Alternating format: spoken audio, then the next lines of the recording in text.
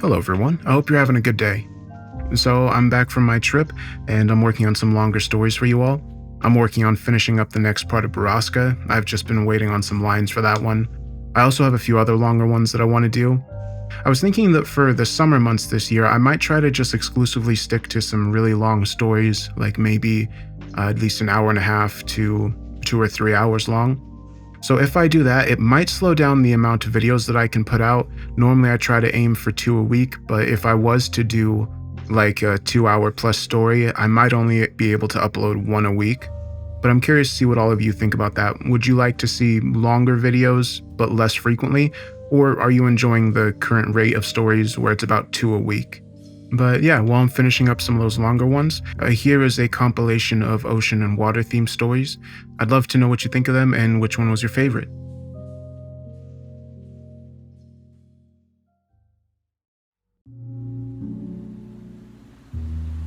It wasn't until I found myself standing on the deck of an unmanned military ship, sailing out into the middle of the ocean, before I finally started to question the mission I'd signed up for.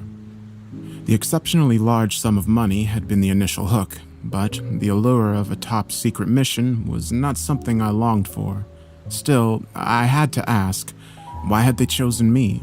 And where were we actually going? A good sailor keeps his mouth shut, I remembered my sergeant telling me more than a decade earlier. Things had been so simple then. I followed orders and never questioned whether or not our actions were inherently good. In my eyes, I was doing the right thing, but the line between good and evil quickly blurred as I'd gotten deployed. I know they told you not to talk to the crew, but I gotta ask, what in God's name made you sign up for this mission? A man asked as I stared out at the ocean. He was well built, clearly a soldier based on his posture, though his outfit didn't match the rest of the crew. I fit the profile, was all I responded. Do you even know where we're heading? I shook my head. That's probably why they chose you. The name's Ulrich. I'm the leader of this mission. I looked over at him. I wouldn't have taken him as the man in charge. He looked well more like an enforcer, a man with more power than brains. His age fit, though, and his cold, emotionless demeanor was enough to tell me he'd seen a thing or two. I'm Sean. I'm guessing you're going to tell me where exactly we're heading? Down there, he said as he pointed to the cold, blue ocean. I chuckled. I've never served aboard a submarine. If you think I can aid you in underwater warfare, you've chosen the wrong man. He smirked in return. That ain't it, Sean. We're going deeper, all the way to the bottom. I had to admit that the man had piqued my curiosity more than the initial briefing. Why? What's down there? Atlantis. What else? He exclaimed as if announcing a long-awaited reveal. The mythological sunken city. That's a real place? I asked, still awaiting the punchline. No, of course not. At least not in a historical sense. The Atlantis we're visiting is a base built shortly after the Second World War. In anticipation of nuclear war, a lot of rich bastards wanted a safe place to hide. They decided the bottom of the ocean would fit. It had to be kept a secret, of course. Only a handful of government employees ever learned about the project, and they've since taken the secret to their grave. The look on my face must have been enough because I didn't have to ask another question before he started talking. The base remained a secret until a few documents resurfaced a couple of years ago. Apparently, we lost contact with the base in the 80s, alongside all the science put into the base. Can you imagine the kinds of things they kept down there? No, I said. That's why we're going down there. We're going to get the station back up and running and retrieve as much information as possible. 2 other men joined us, both clearly military. They were Jacob and Benjamin, the combat engineers meant to accompany us on the mission. As the ship finally stopped, Ulrich led us to the starboard side, where a strange vessel had been prepared. It looked more like a lunar landing probe than a sub, one with an exceptionally thick hull. Ever been in the depths? Jacob asked as we were escorted inside. I shook my head, as did Benjamin. The truth was that the 4 of us were all strangers, carrying only fragments of information. Due to the risk of leaking top-secret information, I half worried we'd be executed upon completion. The vessel shook as they dropped us into the ocean, but as soon as we'd fell below the surface, an odd sense of peace washed over us. The descent itself was rapid, with light quickly giving way to infinite darkness as we sunk into the depths below. A few instances of small talk broke up, but we quickly fell silent again with each creak of the outer hull settling under the immense pressure of the ocean. I felt tense the entire ride, and it wasn't until I felt an abrupt stop before I realized we'd reached the bottom. "I guess this is it," I said. "All right, Jacob, initiate docking procedures. The rest of you gear up. I don't want anyone leaving this vessel without their atmospheric suit. You take point, Sean," Ulrich ordered. I nodded in agreement, and Jacob made contact with the docking station without much hassle. From there, we could connect to the station's monitoring systems. "Looks like the pressure inside is fine. Life support is partially broken, though. Only a few sections still have oxygen. We might be able to get them back up and running, but I can't promise anything," Jacob said. "Any sign of life?" Ulrich asked. "I couldn't tell you based on this alone, but without oxygen, what could there possibly be?" Jacob asked back. "Still, stay alert. Let's get this over with." My ears painfully popped as the doors opened. I raised my rifle and took the first step inside Atlantis. The station was running on its emergency backup systems, supposedly fueled by underground volcanic activity, but it meant we had a little more than emergency lights to guide our way. The rest of them followed closely. As we exited the airlock, we found ourselves in a neatly decorated hallway that was more reminiscent of a 50s hotel than a submarine base. While the metal walls still stood exposed, they'd clearly put a great deal of effort into making the place feel like home. On each side of the hall were several metal doors, each marked with simple numbers and letters. Between each door hung a picture of one of the inhabitants, most of them scientists, some military. "I don't see anything," Benjamin said. "Neither do I." Ulrich agreed. "The comms should be in Section 7H, alongside the control room somewhere in the center of the base. We should deal with life support first. It should be right around the corner in 3C. The decoration made the station seem more gloomy rather than making it feel like a home. I suppose times had changed since then, but I couldn't help but feel like we were walking through a graveyard. This is the one," Benjamin said as we opened the door to the life support system. Unlike the neatly decorated hallways, that room was little more than a generator room with machines and metal walls. It produced oxygen directly from water through electrolysis, essentially an infinite source of breathable air, each showing habitability and biological activity. "No sign of life at all. I guess we're safe for now," Benjamin said. I lowered my guard ever so slightly while still staying alert. "It shouldn't be hard to fix this," Benjamin said. "Almost looks like someone purposefully sabotaged it, but they didn't do a very good job." "All right, we'll go ahead and repair the comms. Are you fine on your own?" Ulrich asked. Benjamin nodded. "Then let's go." Leaving our engineers behind, we kept moving toward the control room. "So, if the station went dark, but no one ever left, where are the bodies?" I asked. "Who knows if they got out? Might have fled and stayed under the radar." Ulrich said. On the way, I took a peek inside a few of the already open doors. There were bedrooms and offices, all neatly decorated to look like home, with personal effects and unmade beds. If the crew had left, they clearly didn't bother to take anything with them. By the time we reached the central hub, about 20 minutes had passed. The station was massive, large enough to house at least 500 people, all of whom had just vanished without a trace. Then we walked by a door marked differently than the others. Z9, it read. A massive jump if the rooms were marked alphabetically. In addition, the room was labeled laboratory. "Should we check it out?" I asked. "Later. We need to fix the comms and upload the data." Ulrich ordered. But as we tried to proceed through into the control room, we were met with a sealed door that had been fused shut.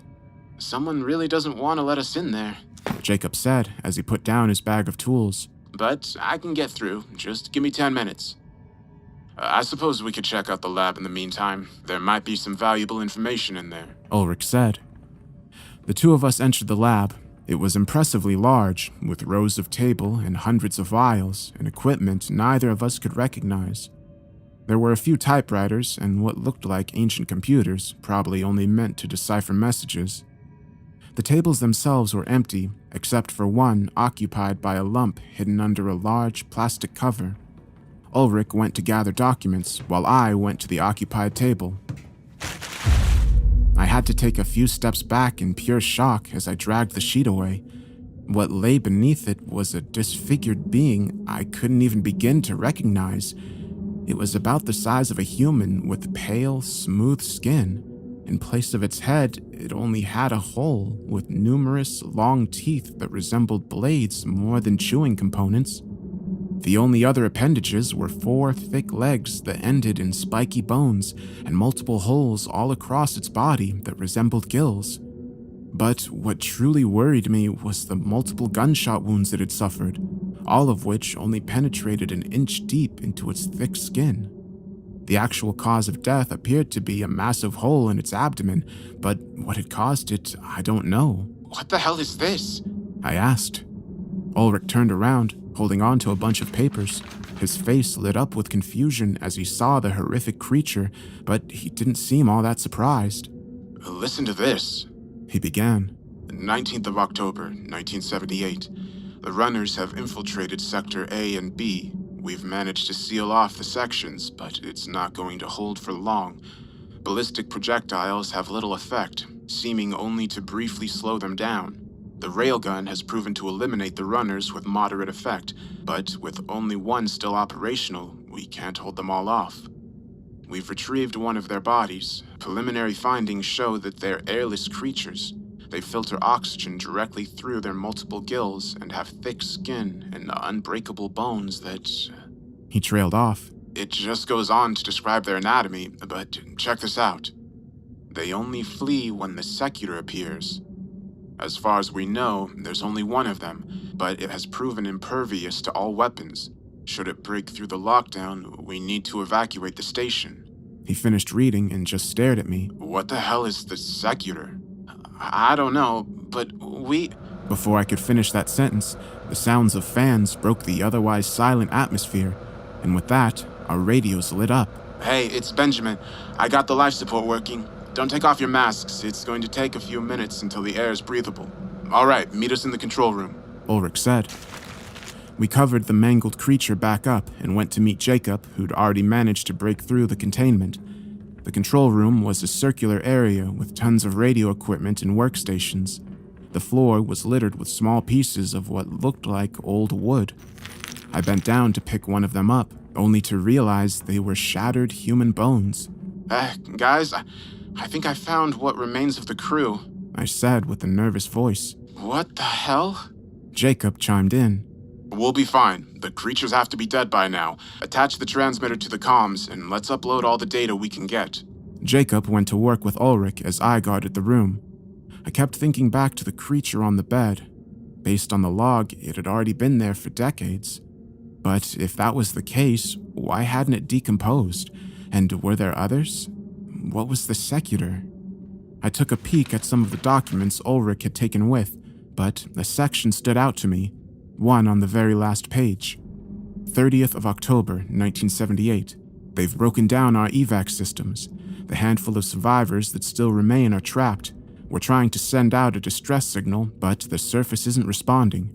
The only solution we've found is to flood the station with carbon dioxide. It doesn't kill the creatures, but it seems to put them into an indefinite stasis. Our engineers are already en route to destroy the life support systems.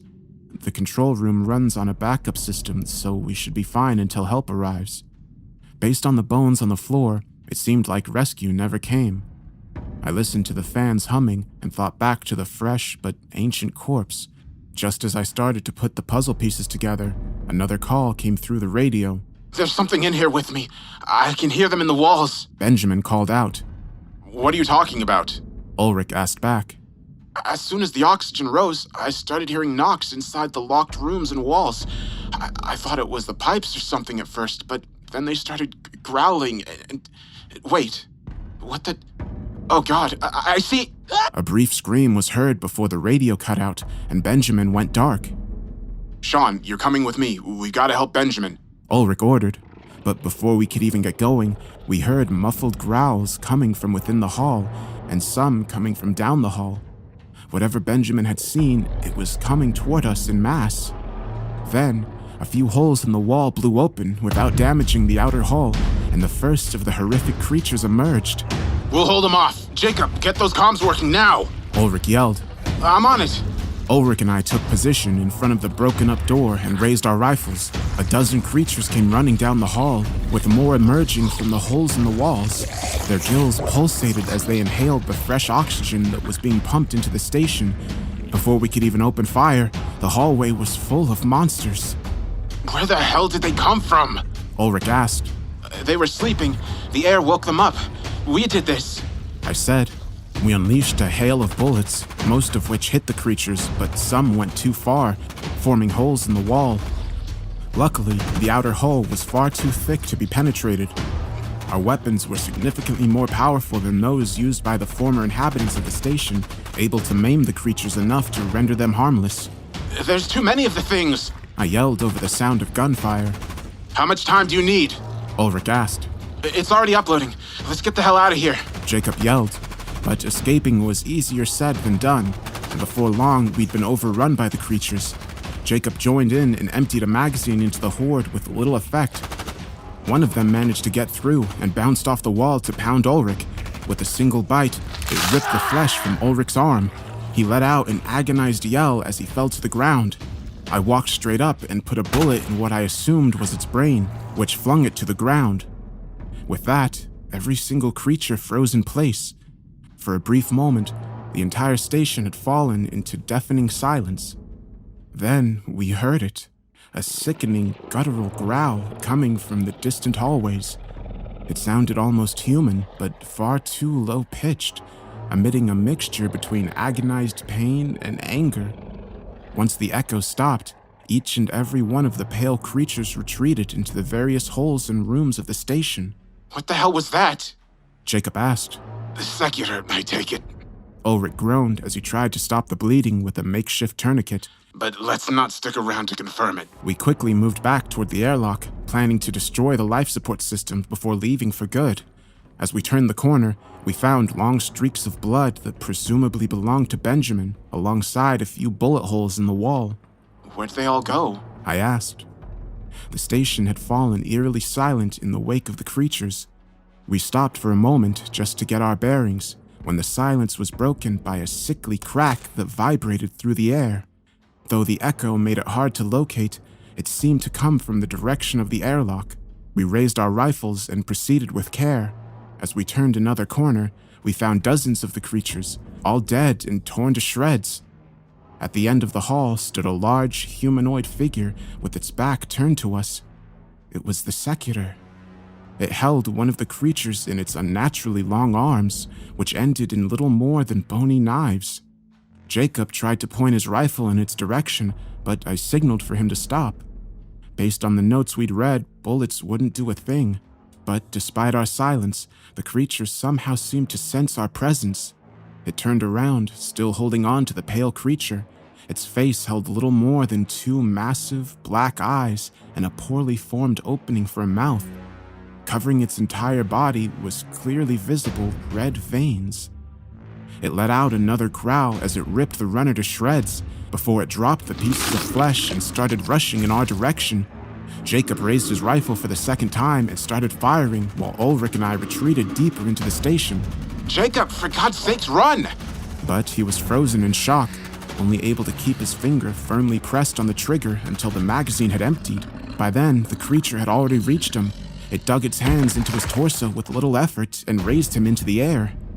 Jacob let out a brief whimper, but had died before he even realized what was happening. Still, his death provided little more than a minute distraction for the creature, giving us almost no time to flee. We weren't going to be able to outrun the secular, and we both knew. As we passed one of the open rooms, Ulrich grabbed onto me with his remaining functioning arm. Get out of here. Bomb the shit out of this place. He said before pushing me into the room. With that, he too opened fire, hardly hitting anything other than the wall, but he wasn't aiming to hit the creature. He just wanted to draw its attention. Run! Was the last thing he said as he started retreating away from the airlock, luring the creature away from me. I'd been given a chance to escape, but it had come at the cost of Ulrich's life. I only allowed myself a second of hesitation before spurting to the airlock and our escape vessel. I sealed the hatch and tried my best to get the submarine moving with my limited knowledge. I took one final peek through the minuscule window, wondering if Ulrich had already been killed. Then I left Atlantis alone. The trip back was filled with a silence, only interrupted by the settling hull of the vessel. The mission had been completed, but so many questions still lingered, and I feared answers would be scant. At the surface, I gave my mission report and was paid handsomely as promised. Ulrich, Jacob, and Benjamin all died at the bottom of the ocean, all for a bit of intel that will remain classified until the end of time. I recommended they drop a nuke down there, but a part of me fears that we were never sent down there to retrieve research, but to confirm the existence of these horrific creatures. What they have planned for the future, I don't know, but I fear by delving down to the bottom of the ocean, we've awoken creatures that were never meant to be found. And if they are brought to the surface, that will be the end of life as we know it.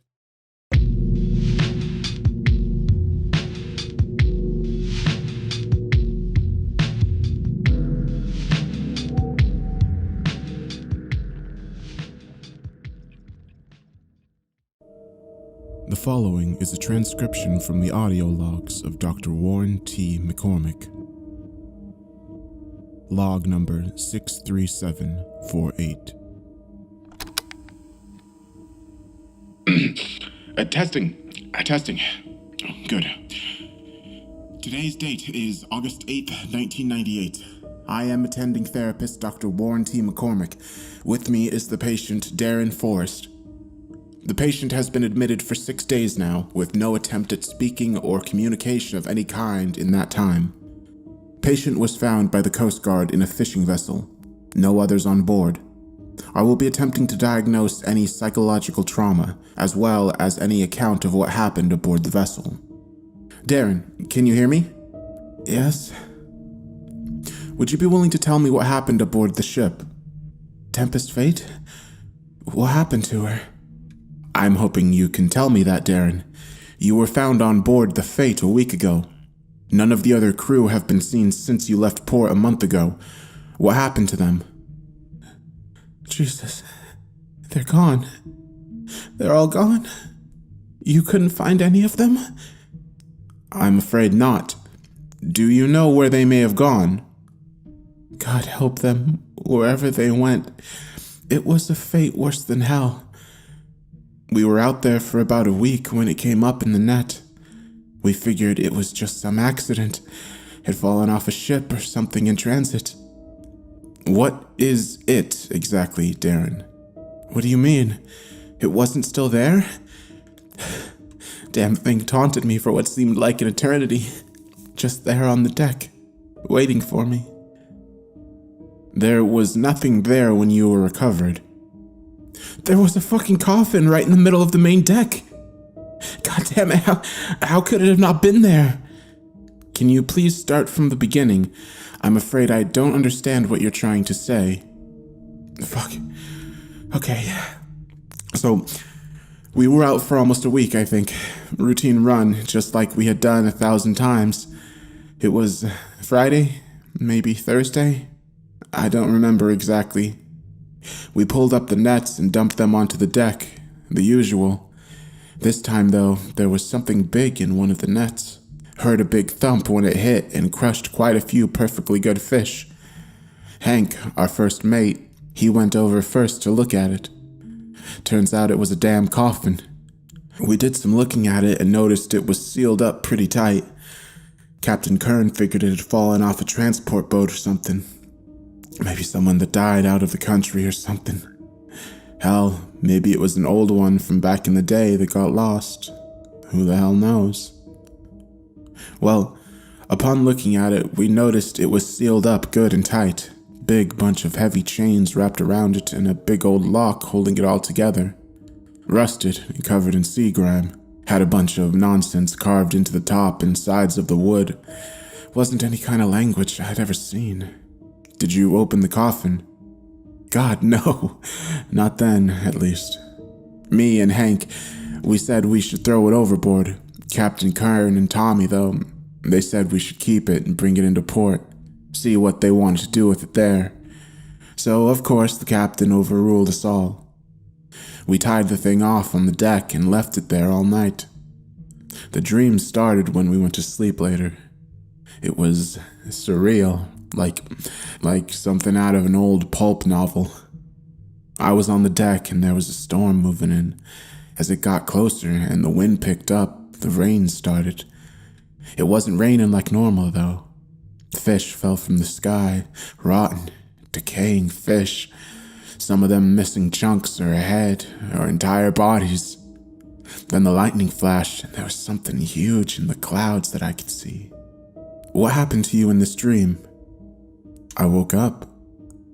There was another flash of lightning and I sat up so fast I about took my head off on the upper bunk.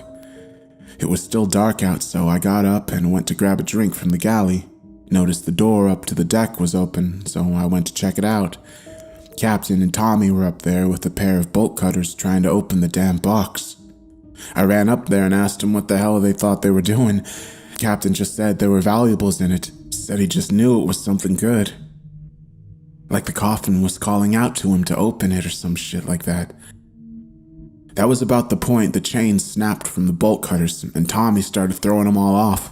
He gets all the damn chains off and takes a crowbar to the lid when it still won't open. By then, Hank had heard all the commotion and joined us up top.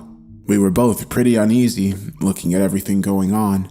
This thing was shut tight, so someone obviously didn't want it to be open for a reason. Turns out it was nailed shut. Big iron nails had been run through the outer perimeter of the lid, keeping it shut tight. Hell, I'm surprised any water was able to get in there. Tommy and Captain finally got it off of there, between the two of them each using a crowbar. Was there anything valuable inside? The patient lets out an audible shudder at this point and seems to tense up, drawing in sharp breaths. Nothing of value. No, just a body. Looked as fresh as the day it died. The thing was, the person in the coffin was standing right beside me on the deck. I'm afraid I don't follow. It was Hank. Hank was in the coffin, dead as a fucking doornail, but he was there. Poor guy. Looked in and immediately spewed his dinner all over the deck. It was so real. There's no way it wasn't Hank, you know? Even though he was standing right beside me. So that was it. After we saw that, we put the lid back on the thing and tied it down. Captain put some straps over the top to keep it closed since the nails weren't going back in. But the damage was done. Hank was in the coffin, and we didn't know what to make of what we had seen. I'm afraid that still doesn't explain the disappearance of your crewmates. Because I ain't got there yet. We all headed over to the galley and sat around the table for a bit, just passing a bottle of whiskey around and trying to rationalize what we had seen. None of us had a better explanation than some shared psychosis. God, if that's what it had been, I wouldn't be here right now. The sun rose red that morning. You familiar with sailor superstition, Doc? I'm not, no. Red sunrise means death is on the horizon. Always a bad sign, no matter what. We should have turned tail and taken our asses back to port right then and there, but Captain was determined to stick to schedule. We go that whole day with barely a damn fish coming up.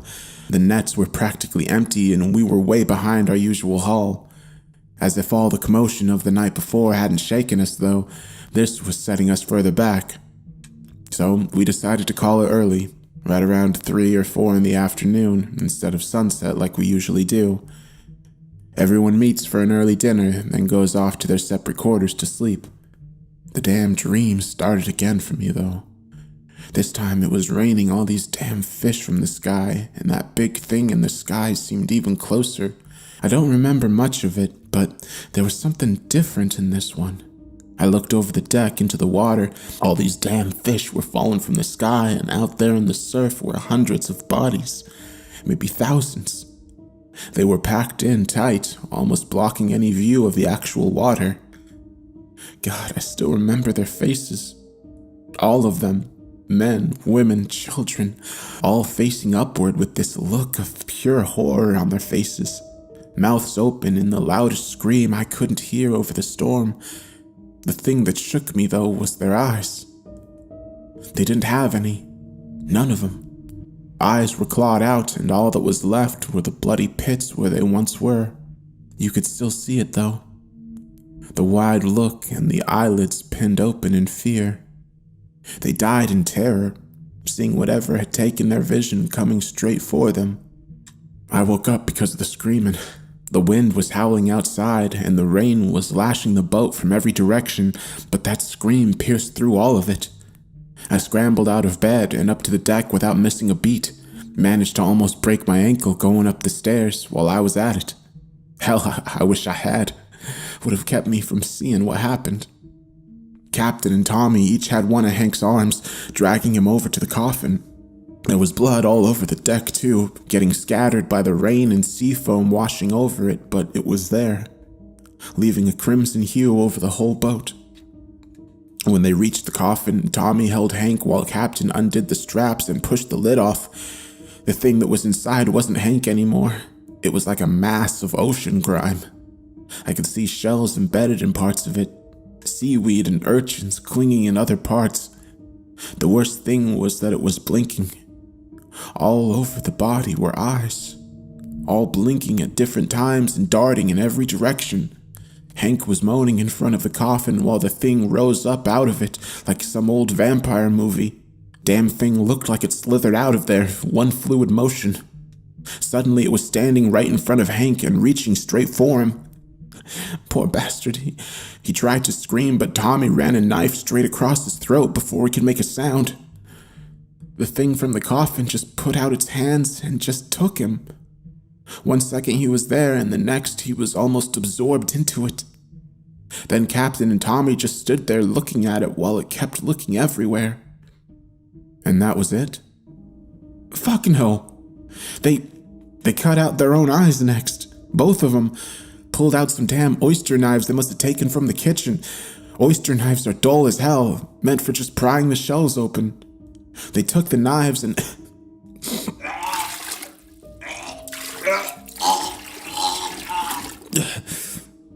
They popped their own damn eyes out and gave them to the thing like a fucking offering. Then they just walked straight off the side of the boat into the ocean. I wasn't sticking around there any longer. I ran back to my damn bunk and locked myself in. Had a gun in my footlocker that I pulled out and cradled. God knows if it would do me any good, but if push came to shove, I would rather a bullet than whatever that thing did to Hank. I remember seeing the sun come up through the little porthole in my room. I waited until it was at least noon the next day before I tried to go check. The coffin was still there. The damn thing still out there standing beside it. Just looking in all directions still. I know it saw me. I could feel the eyes follow me as I went back down, as long as it didn't come after me. I stayed in the quarters from then on, only making the occasional run when the sun was at its peak to bring food back with me. I would peek out every once in a while and that thing would still just be standing out there, just staring. Sometimes at night I would hear it whispering, like it was calling to me. Those were the nights I kept the muzzle of the gun pressed to my temple the entire time, telling myself to pull the trigger but pussying out at the last second. It was speaking to me. I couldn't understand the language, but I knew it was sinister. A few times I would look out the porthole of my quarters. It was situated just below the water so I could see fish pass by and the sun filter through the waves. Some nights Tommy and Captain would be out there, looking in at me with their hollow eye sockets, a big smile on their faces. They were waterlogged and decaying already, skin waxing and peeling from their bones. Captain tried to scratch the glass one night and I saw his fingernails break right off. I covered the window after that. Everything after that is a blur. I remember the Coast Guard coming into the boat and shouting for me. I thought it was just that damned thing playing a trick to get me out. I wasn't having it. It wasn't until they busted in the door and wrestled the gun away from me that I finally let go. I don't think I had slept in days. Doc, You said they didn't find the coffin when they got me. That is correct? God knows what we did setting that damn thing loose. I hope I don't have to see it. This ends the interview. My professional opinion is that the patient believes the story he is telling. He is highly delusional, still speaking of continued dreams and a coming great flood that he saw in his dreams. I recommend intensive therapy as well as institutionalization until rehabilitated. This is the end of this tape. There's still boxes of these damn things to go through. I'll update when I find anything else good.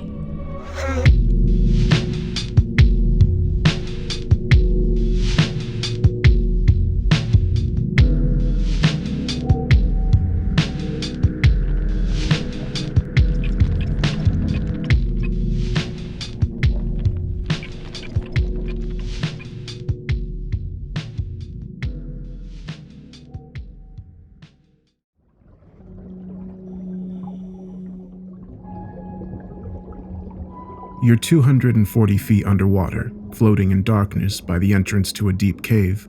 Before it stands a sign with large block letters and a simple warning: "Stop. Prevent your death. Go no further." Though eerie, you're an experienced individual with a license as an advanced open water diver with several trips within caves. You proceed, ready to map out, thus far, unexplored regions. Only a trimix tank and a mouthpiece keeping you from an unpleasant demise. Proceeding within, you are shocked by the overwhelming darkness. You turn on your flashlight, which gives you a good view of the clear waters, but it also creates a bizarre sense of being trapped within the narrow passages. A line has been attached by the entrance, serving as a passive guide into the network before you. The plan is to extend deeper into the network of caves, but should you lose it, there is no calling for help, no turning back, no hope. You'll get trapped, panic, and inevitably drown. Despite this, you keep moving, deeper and deeper into the darkness. You eventually reach the end of the marked path, not even noticing the slight decline leading even further into the depths of the ocean. After 30 minutes in the cave, you check your residual pressure gauge, estimating the time you have left before surfacing becomes an absolute necessity.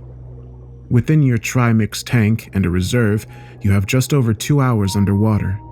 1/3 was reserved for the journey downwards into the cave, which happened so far without incident, leaving a generous margin of error.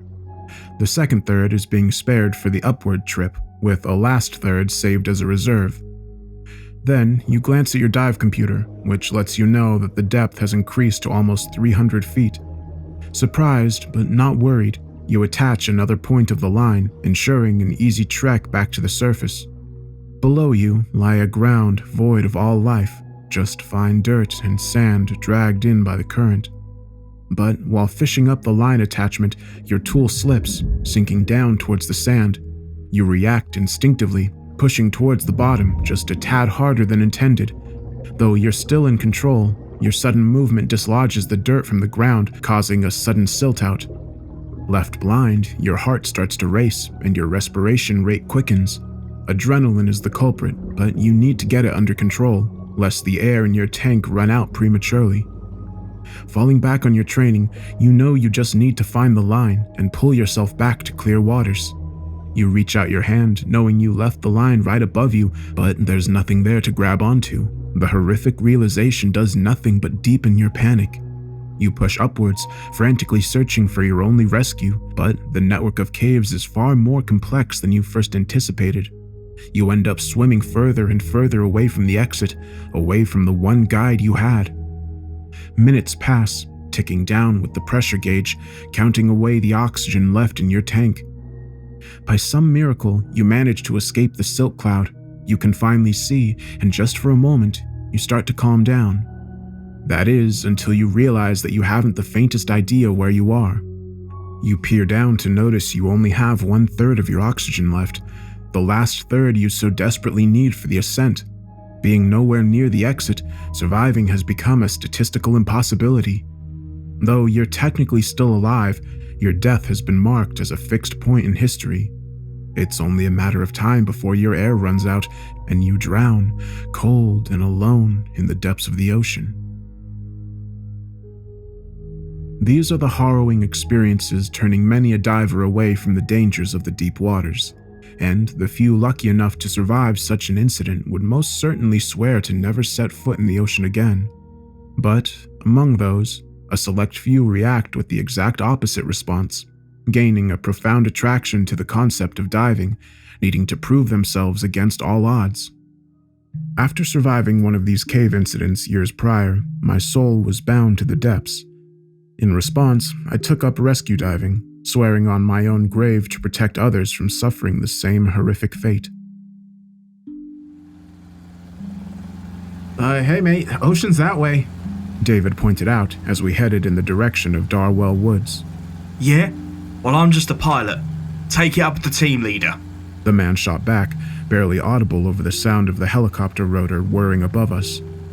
Below were endless fields of green, with a dense forest just beginning to appear on the horizon, a spectacle to be witnessed from such a height, but in spite of its beauty, I longed for the dark depths below. David turned to the rest of us, lowering his voice in annoyance. Is he serious? Did he see us bored with diving gear? What does he think we're doing?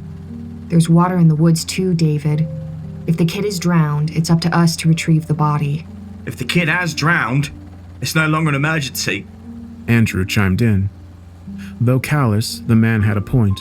We'd been scooped up as an emergency response team, hearing the news of a young boy that had gone missing in the center of Darwell, presumably trapped underwater. Though details were scant, I too wondered why we were heading for the woods. It was an area I knew intimately through many excursions over the years, which is why I knew the place had no large bodies of water, lakes nor rivers. What do you think, Rick? Maya asked, pulling me out of my deep contemplation. Well, I'm just trying to figure out where we're supposed to dive, and how deep the place could possibly be to warrant a dive team. There aren't any lakes in Darwell Woods, Andrew explained confidently. Lived around these parts all my life. Never seen a damn lake. We're going somewhere else. He'd caught our attention, because though we'd explicitly been recruited for a rescue dive in an area with no oceans nor lakes, Andrew didn't seem all that surprised. Oh, man of old age and great wisdom, please share with us your nuggets of information. Andrew, being his usual self, didn't even acknowledge Maya's quip. He just looked at each of us, as if asking a wordless question uttered only in silence. We're not just recreational divers. Hell, we're not even open water divers. We are cave divers. He then turned to me with a half smile on his face. Or what do you think, boss? Though the thought had crossed my mind, it wasn't an idea that sat easy with me. A hidden cave in the forest might have gotten waterlogged during one of the many recent storms, but the aspect of an unexpectedly drowned cave came with many unforeseen risks, such as strong currents, mudslides, and cave-ins. And while I had no trepidation swimming around underwater caves, one caused by flash floods sent shivers down my spine. We'd been flying for an hour before we reached Darwell Woods, gliding through the air at a low altitude, heading for a set of given coordinates in the dead center of the forest. I started to wonder how we could possibly land in such dense vegetation, but as we neared our destination, a large opening I'd never seen before revealed itself, one practically designed for aerial rescues. Small figures started to appear amid the trees, wearing bright, reflective vests. A couple of them came running out into the clearing, waving at us to put the helicopter down. After a rough landing, we were met with half a dozen rescue workers.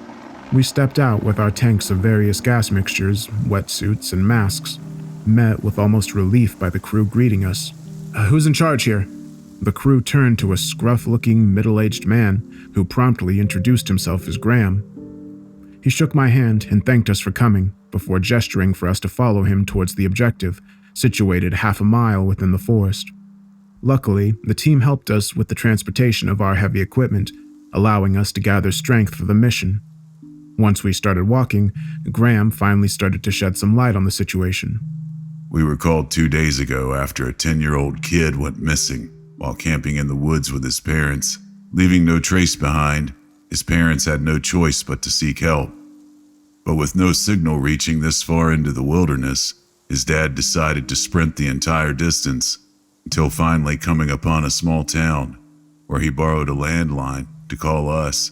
By then, of course, nightfall had arrived, making the search almost impossible. Having no luck recovering the kid's tracks, we figured he'd been snatched up by some predator or fallen off a cliff. It wasn't until the break of dawn that we realized how close to camp he actually had been. Once we'd reached the rescue site, we were met by 24 rescue workers and evacuation equipment. A pile of dirt stood in the center, left behind as they'd been digging down for something I could only assume was a thus far undiscovered cave. Turns out, the ground around these parts is riddled with underwater rivers, creating a massive network of waterlogged caves, one of which the kid accidentally stepped into through a 2-foot-wide hole hidden beneath some shrubs. A hole just large enough for a skinny kid to slip into, but too small for a grown adult. Now we've been working on expanding the hole for our team to go down and extract the boy, but... That's all very unfortunate, but where do we come in? David asked impatiently. He came across rude, but I could tell he was just nervous about the aspect of diving into waterlogged caves created by strong currents. It wasn't a situation we stepped into lightly. Graham stopped dead in his tracks, annoyed by the interruption. If you'd let me finish, he almost demanded. David looked at me for confirmation. I just gave him a gentle nod. It was a polite gesture to make him shut up, and command he diligently followed. To better assess the area we were about to enter, and to get proof of life, we sent down a camera attached to a rope. The hole extends 27 feet below ground in a narrow tunnel, before opening up into a massive chamber, which extended another 50 feet down into a large pool of water, which depths we're unsure of. And the boy? He survived the fall, and had even managed to swim to a small plateau along one of the cave walls. He's been sitting there for more than a day, waiting for our rescue. Graham went on, but didn't seem relieved by the statement. You're not happy about finding him alive? Well, we were ecstatic, but that deep down we had no means of communicating with him effectively, and expanding the hole to be large enough for an adult to descend through would take hours. So, we pulled the camera back up and packed up a survival kit with water, food, heating blankets, and the like. We left him alone down there for another hour and a half while preparing it all, before sending it back down alongside the camera and a walkie. And? I kept pushing, noticing a prominent feeling of unease in his voice. The boy was gone. Gone? Gone where? We don't know. The water levels hadn't risen, and there were no other visible ledges to hold on to. It was as if he'd entered the water again just to drown. All he'd left behind was the backpack he'd worn during the fall. Before Graham continued, he was approached by one of the rescue workers, who announced that the expansion had been completed. The hole now stretched 4 feet wide, more than enough for us to descend with diving equipment, but the hope of finding the boy alive was all but lost. Graham, when did you last see the boy? 4 hours ago. That's when we requested the rescue divers. Pardon my bluntness, but what makes you think we can save him at this stage? He paused, scratching his head in uncertainty of what he was about to say next. The ground below is highly porous, as I said, and we suspect there are several other chambers connected by a network of caves. Our main theory is that the kid slipped into the water, got caught up by the current. If he was lucky, he might have ended up in another air-filled chamber. I wouldn't bet on it. Maybe not, but until we have a body, we're going with the assumption that he's still alive. So the question is, are you up for the task? I turned to my team, standing stoically behind me. Apart from Andrew, neither of them wished for this particular job, but none were willing to back down from a challenge, dangerous as it might be.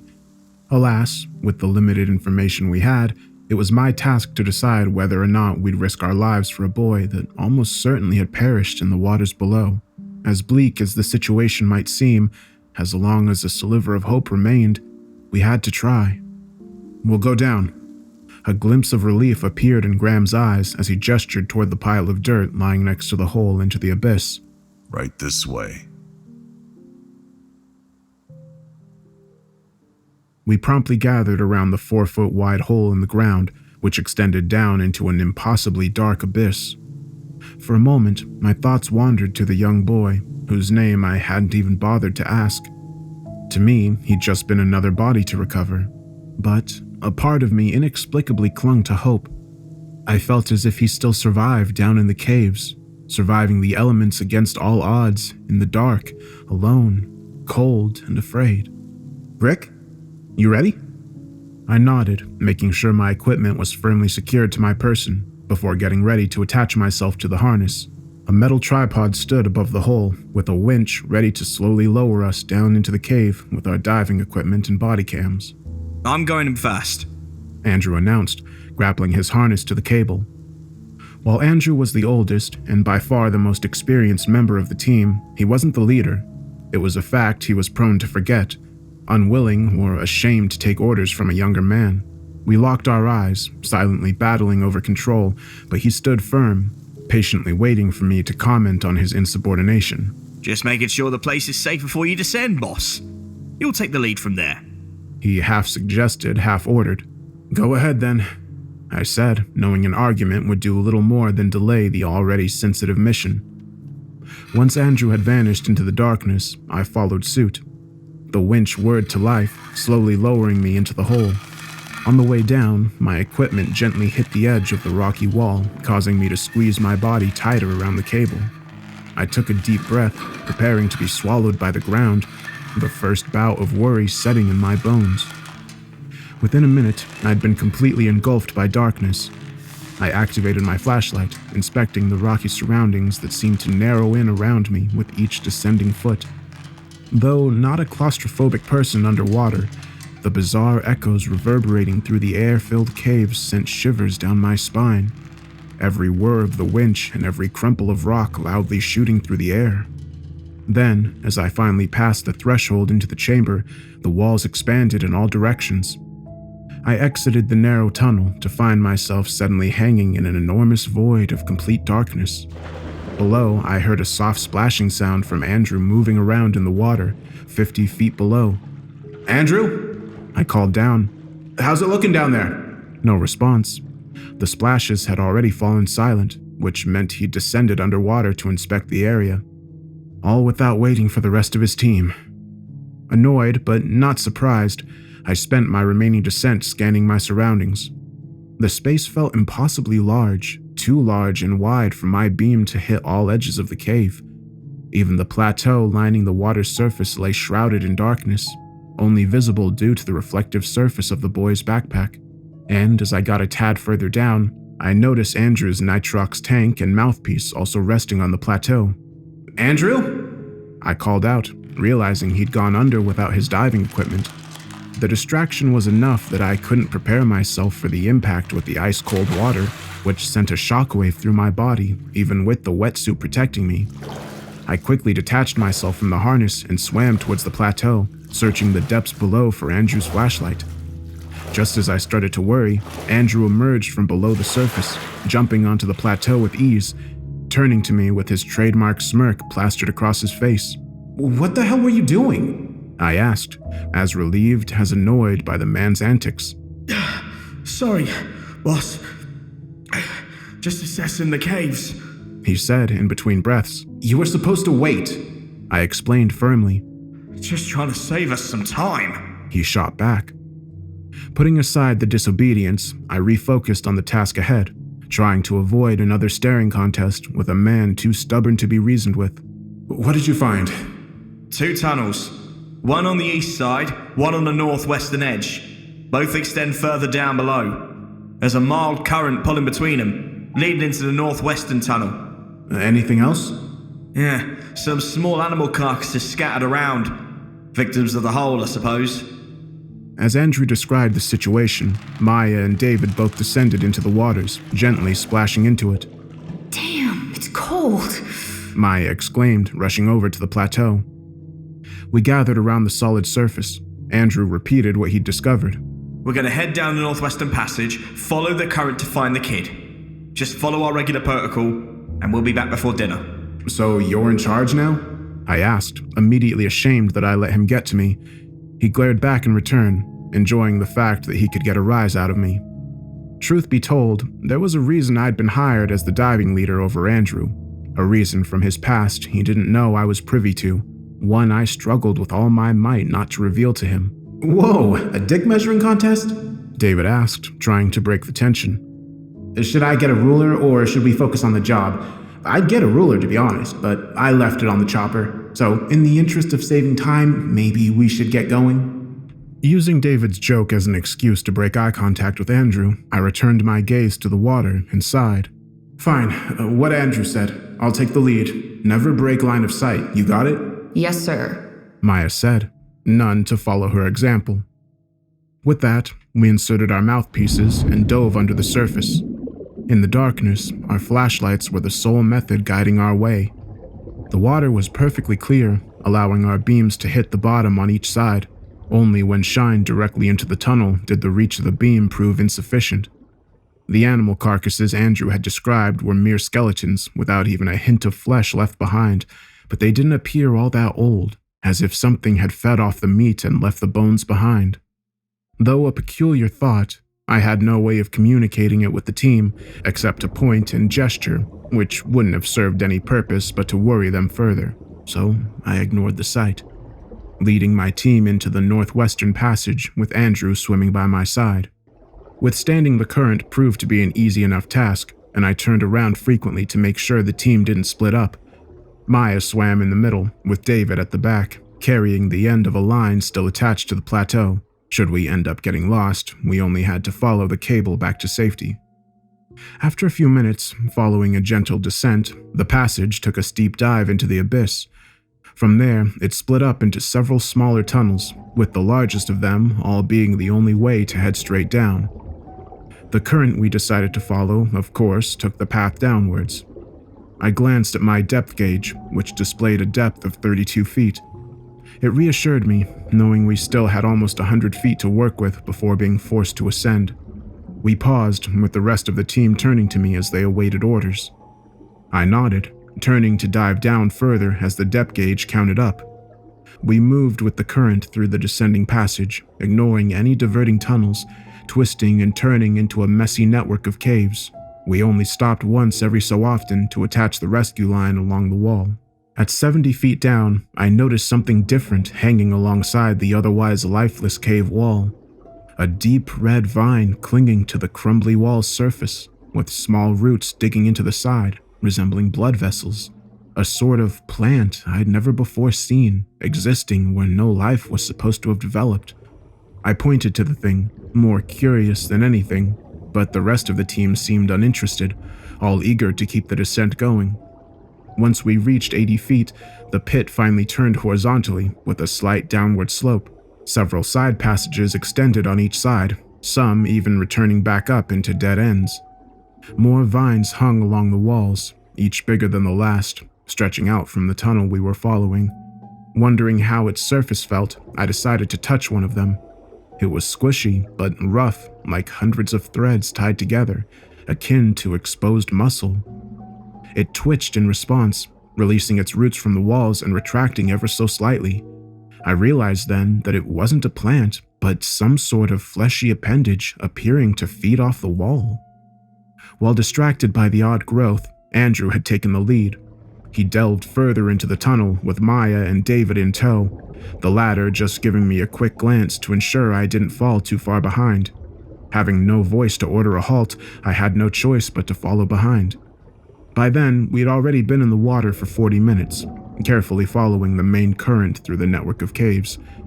1/3 of our allotted time had passed, though finding our way back would be an easy task. With a safety line guiding our way, we weren't about to turn back anytime soon.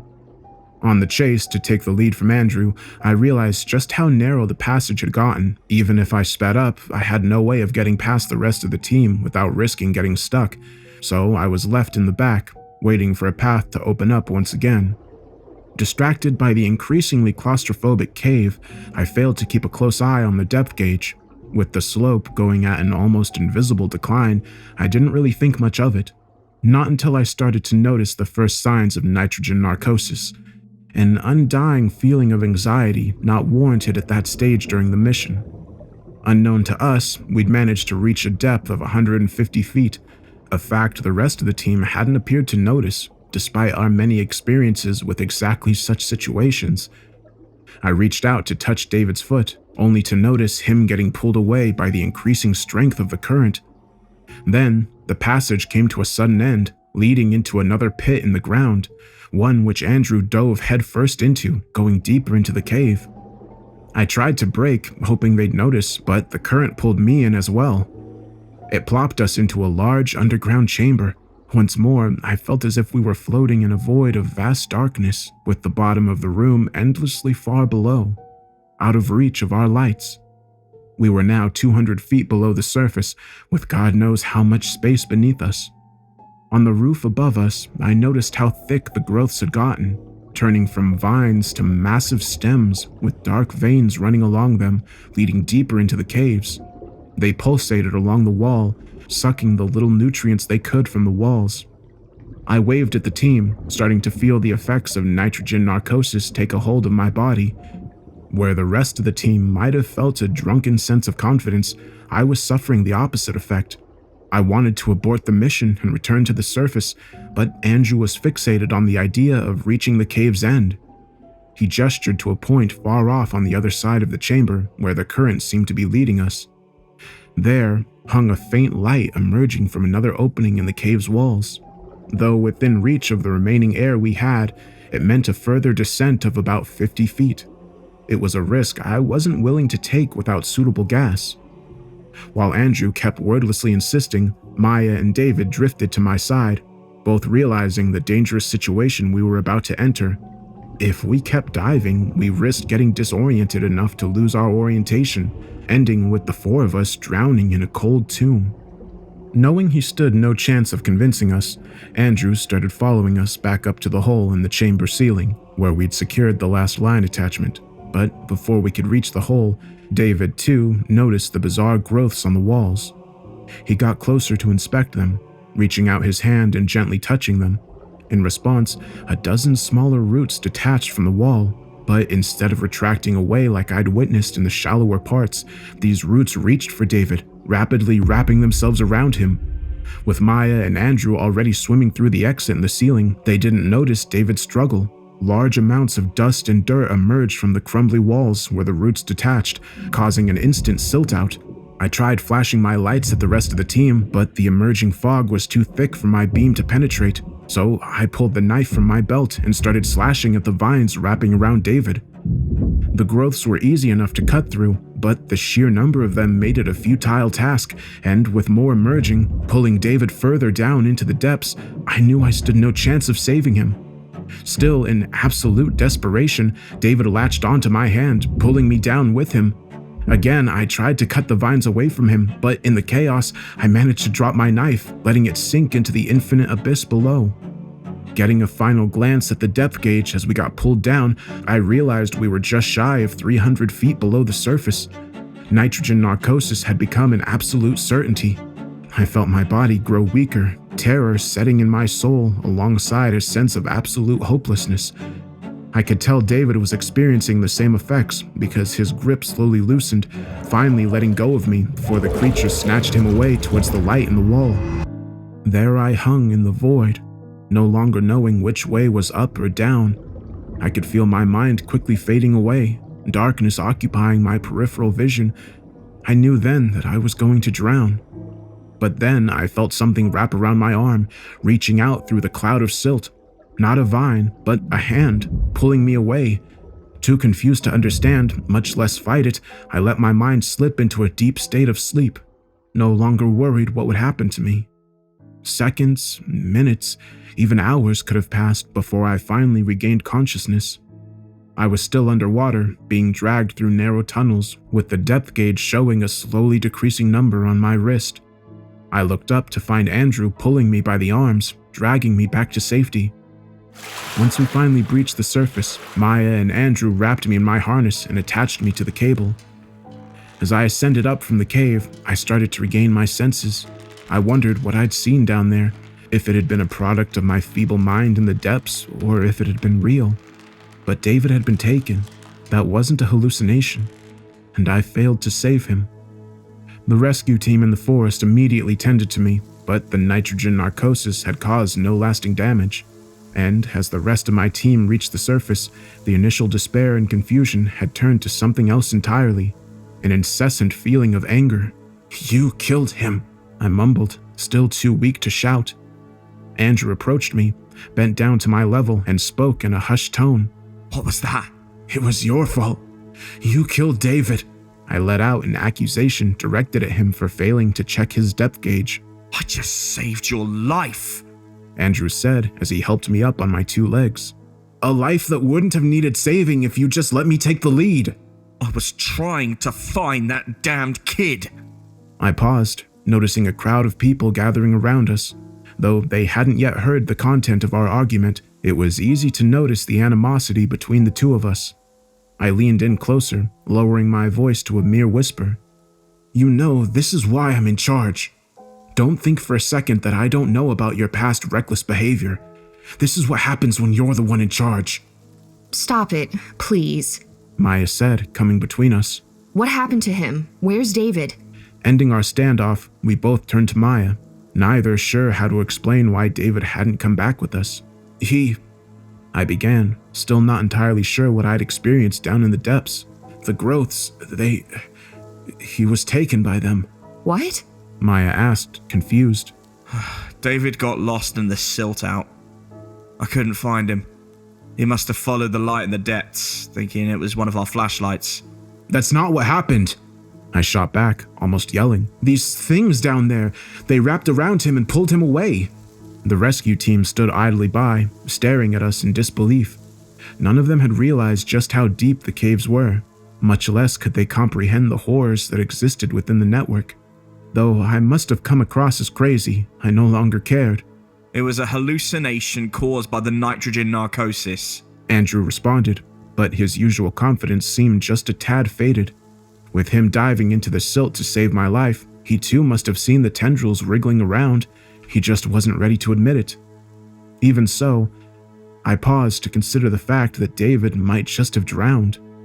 I looked to Andrew, clear doubt filling my eyes, a fact that just strengthened my own resolve. It had to have been real. I made a mistake. Andrew finally admitted. I didn't notice the decline within the cave. And because of that, David got swept away. He went on, directing his attention to the entire rescue operation in a ruse to regain some control of the situation. We're not giving up, because amidst the chaos, we found an air pocket just 50 feet deeper than we managed to get. If David truly did follow the light, he might still be alive. Hell, with the current leading directly past it, I'd bet on the kid being in there too. Whatever Andrew was playing at, it didn't put me at ease. Down at these depths, there was no way either of them had survived. Even if the light did emerge from an air pocket, who's to say it held breathable air? It's not over yet, he said as a final note before leaving the crowd behind to get more equipment. What are you doing? Getting Trimix gas. For what purpose? Anger arose within me. As if David's death hadn't been enough, Andrew still seemed to intend another futile dive into the horrors of the depths. But it wasn't until he confirmed it before a whole new world of fear came crashing over me, and as he spoke these words, I realized that our nightmare was far from over. What do you think, Rick? We're going to get David back. Do you actually think David's still alive? Maya asked as I strapped on a fresh tank of Trimix gas. Though slightly heavier, it would allow us to reach far greater depths within the cave without running the risk of nitrogen narcosis. Not a lot of time had passed since our quick ascent back to the surface, and though it hardly sufficed for a second dive, we didn't have time to waste. I'm sorry, Maya, but I don't think so. I saw him get taken. By what? There was something else down there in the water. I couldn't tell you what it was, and I'm not sure I even want the answer to that question. Maya turned to Andrew for confirmation. He strapped some tape around his knee, which ached after the rapid ascent. He'd wounded it 2 years prior due to an air embolism caused by a rapid ascent. He was eavesdropping on our conversation. He noticed Maya's trepidation in returning to the depths, worried more that we might perish in the effort. It'll be fine, he said with an odd sense of confidence. I wouldn't ask you to do this unless I truly believed David was alive. Just let me go first. If something goes wrong down there, just turn back and leave. Don't risk your life on my count. Though the words felt genuine, they weren't directed at me. There was still a prominent sense of resentment hanging in the air between the two of us, but having no choice but to work with me, Andrew attached himself to the cable without further quarrel and initiated a second descent into the depths below. Once he was out of sight, Maya got ready to follow, purposefully placing herself between Andrew and I in a futile attempt at preventing further conflict. I pushed her aside, not ready to let her descend unless she knew the exact risks involved in the mission. "You don't have to do this, Maya. I can do this alone with Andrew." She shook her head. David was my friend too. If he's alive, I have to try. "I understand, but this is going to be dangerous. I just need you to know that," I explained, noting her use of past tense in describing our lost crewman. Of course I know. David wouldn't have gotten lost if it wasn't dangerous. I'm aware of the risks. Rick, just let me go. "I couldn't stop you even if I tried." I chuckled, trying to brighten the mood, but Andrew is going first on this one. I just need you to watch out around him. If he tries going too deep again, don't follow. It's not worth the risk. She gave me a gentle nod before attaching herself to the cable. A second descent had started, and she kept eye contact with me up until the very moment she got enveloped in the darkness. I was the last in line, being spared the struggle of leadership following my nitrogen injury. Still, I followed the two of them down into the caves, not sure if any of us would ever return. Hit by the freezing temperature of the water once again, I let out a few gasps in shock as I prepared to submerge. I quickly inserted my mouthpiece, letting the trimix gas fill my lungs as I dove under. Attached to my belt hung the end of the safety line we'd attached during our prior trip. Through it, we'd be able to send our video and audio feed in lieu of wireless connections. Though direct contact remained impossible, at least the surface crew should know what happened to us should we fail to resurface. We followed the northwestern passage again, quickly descending with the aid of the safety line, not needing to think twice about the paths we could take. But even though we'd been down there only an hour or so prior, the atmosphere within the tunnels had noticeably changed. The same fleshy growths we'd encountered last time had reached much shallower parts of the cave. Worried, I pointed them out to Maya and Andrew, signaling as best I could to not touch them under any circumstances. They both nodded in agreement, and we carefully proceeded downwards into the pit. The narrow corridors preceding the open chamber were completely entangled in the growths, narrowing the lumen even further, as if the walls were progressively closing in on each other. It made it almost impossible to traverse without disturbing the vines, causing us to graze them on many occasions. Luckily, the smaller ones just retracted into the wall without prompting an attack. It appeared that only the thick, well-developed growths maintained the ability to harm. Even so, total avoidance remained our chosen strategy. Next, we delved into the open chamber. As before, the vast emptiness hung below us, a harrowing sight without a visible end. Transfixed, I felt shivers crawling down my spine, wondering what kind of nightmares existed in the depths. Checking my dive computer, I noted that we'd returned to 200 feet below the surface. Had we still carried nitrox tanks, we'd have started to experience the advanced stages of nitrogen narcosis, but with Trimix, we still had quite a distance to go. For now, we remained safe. At the front of our pack floated Andrew, unimpressed and unbothered by the abyss below. His mind was fixated only on the strange light emerging from the hole in the wall, but at least this time, he waited for the rest of us to follow him deeper into the caves. He would frequently turn around and wave for us to hurry up and join him, never straying out of sight. Though I appreciated the sentiment, I wasn't sure if it was a strategy of self-preservation or teamwork. But as I made my way towards the opening, something down in the depths caught my attention, just barely visible from the absolute deepest part of the chamber. There, several hundred feet below, I noticed several cold blue lights dangling in the water, almost dancing around each other in a captivating symphony. A loud rumble emerged from their origin like an ancient voice crying out into the void. I glanced at my team, wanting to wildly gesture and announce my discovery, but my body refused to cooperate, paralyzed by the distressing sight below. the more I stared, the more I felt my body succumb to an unknown force. I tensed up, frozen from a sense of dread that only increased the further I descended. While Maya and Andrew had headed straight for the cave, I fell behind, unable to drag my gaze away from the depths. I started to sink, so desperately trying to fight back. But instead of fearing my incoming demise, I felt oddly relaxed, almost welcoming death as a dear old friend. My depth gauge counted up, quickly reaching 300 feet, 310, 320. In mere minutes, I'd be overcome with narcosis, leaving my body forever in the depths. But before reaching the point of no return, both Maya and Andrew rushed over to pull me back to shallower parts. Breaking the line of sight with the lights, I finally snapped back to attention, trying to convey what I'd just seen with body language alone, but it was no use, and once I glanced back down, the lights quickly faded away. I had been lured in by their glow and would have diligently sunk to my death if not for the quick intervention from my team. Confused, I tried to refocus on the mission. I followed Andrew back towards the opening in the cave wall, ready to figure out if the place truly held an oxygen bubble that could have kept David and the young boy alive. Gone were the claustrophobic halls of the northwestern passage. Instead, we followed the current into a large tunnel filled with beautiful warm light.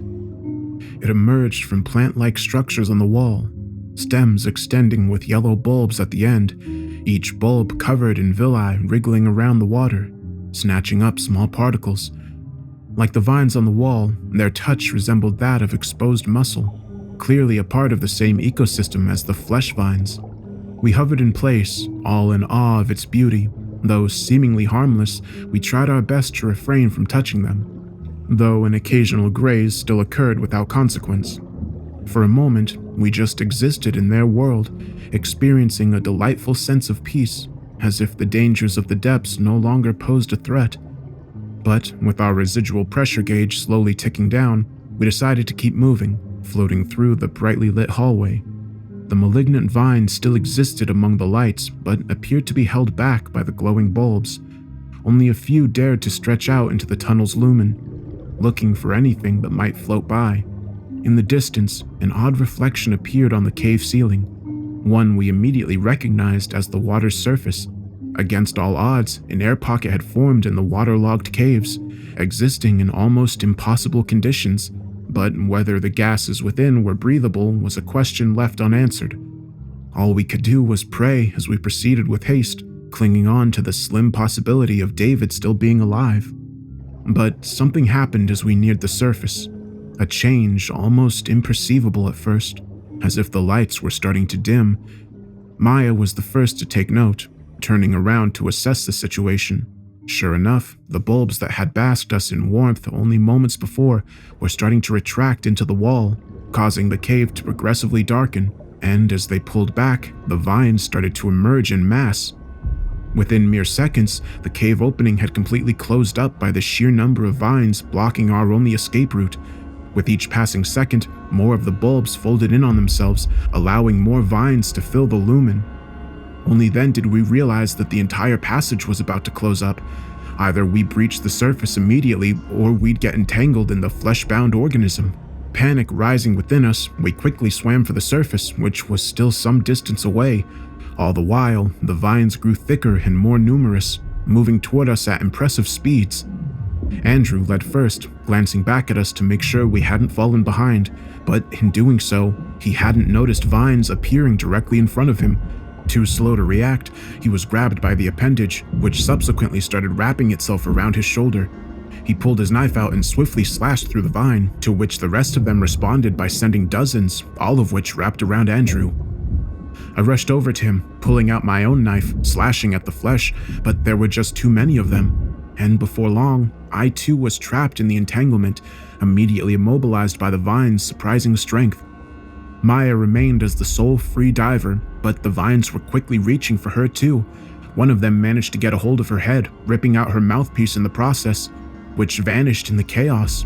Running out of air, Maya panicked as she desperately searched for it on the floor, but it was no use. Using the last of my mobility, I pointed to the surface, signaling for her to leave us behind and save herself. She locked eyes with me, shaking her head, and started pulling on the vines with her bare hands as they slowly tried to squeeze the life from us. It was futile. Sorrow filling her eyes, Maya was left with no choice but to rush for the surface, not knowing if the air above could even sustain human life. The tendrils wrapped tighter around us, some starting to stab through the suit, digging into my flesh. I wanted to scream, but I fought to keep my mouthpiece in place, lest I drown in the hellscape I'd voluntarily entered. But with the pressure building up around me, the pain growing in intensity, I felt myself fading away. The last thing I saw before finally losing consciousness was Maya escaping up into the air pocket, the only one not ensnared. All that would follow was eternal darkness. It's an odd sensation to feel your life slipping away. I had expected flashes to appear before my eyes, filled with highlights and mistakes from a life gone by, but instead, I was left with only a single thought occupying my fading mind. Had I chosen the right way to die, or should I have spit out my mouthpiece and let the cold water take over my body? As a diver, I was well acquainted with the concept of drowning, and as horrific as the idea might be, it's a risk you take each and every time you dive beneath the ocean's surface. You're trapped underwater, knowing that the minuscule amount of air left in your lungs amounts to the very last breath you'll ever take. Even should you welcome your premature death, your body fights it with all its instincts, down to the very last second. It refuses to let you inhale, tensing up to prevent water from entering your lungs. You start to notice the oxygen in your blood diminishing, replacing by an unrelenting feeling of sheer panic as your muscles start to burn and your mind turns hazy.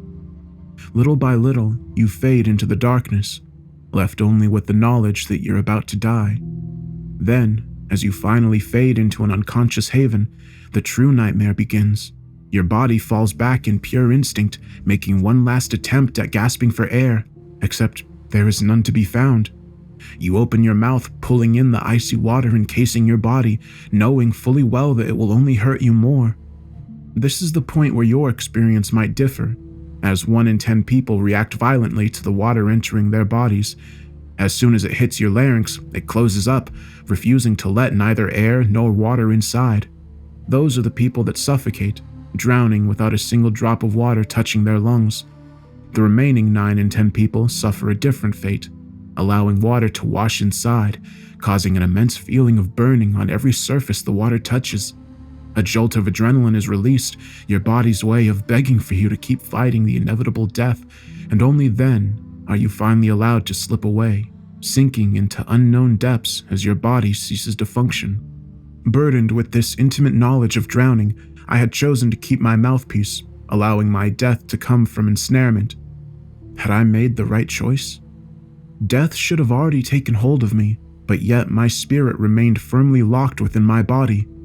I opened my eyes, not sure how much time had passed, wondering how I hadn't yet succumbed to my captor.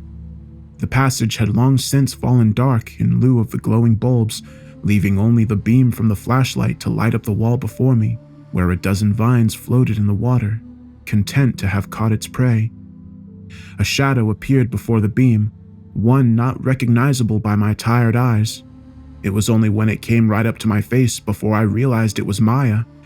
At first, I thought I was dreaming, my dying mind hallucinating an impossible rescue, but there she hung, wearing a mouthpiece, cutting me from my entanglement. Several of the vines had already dug themselves into my body, and though Maya tried to pull them out, they refused to budge. She could only cut them away, leaving their stems still ingrained in my body.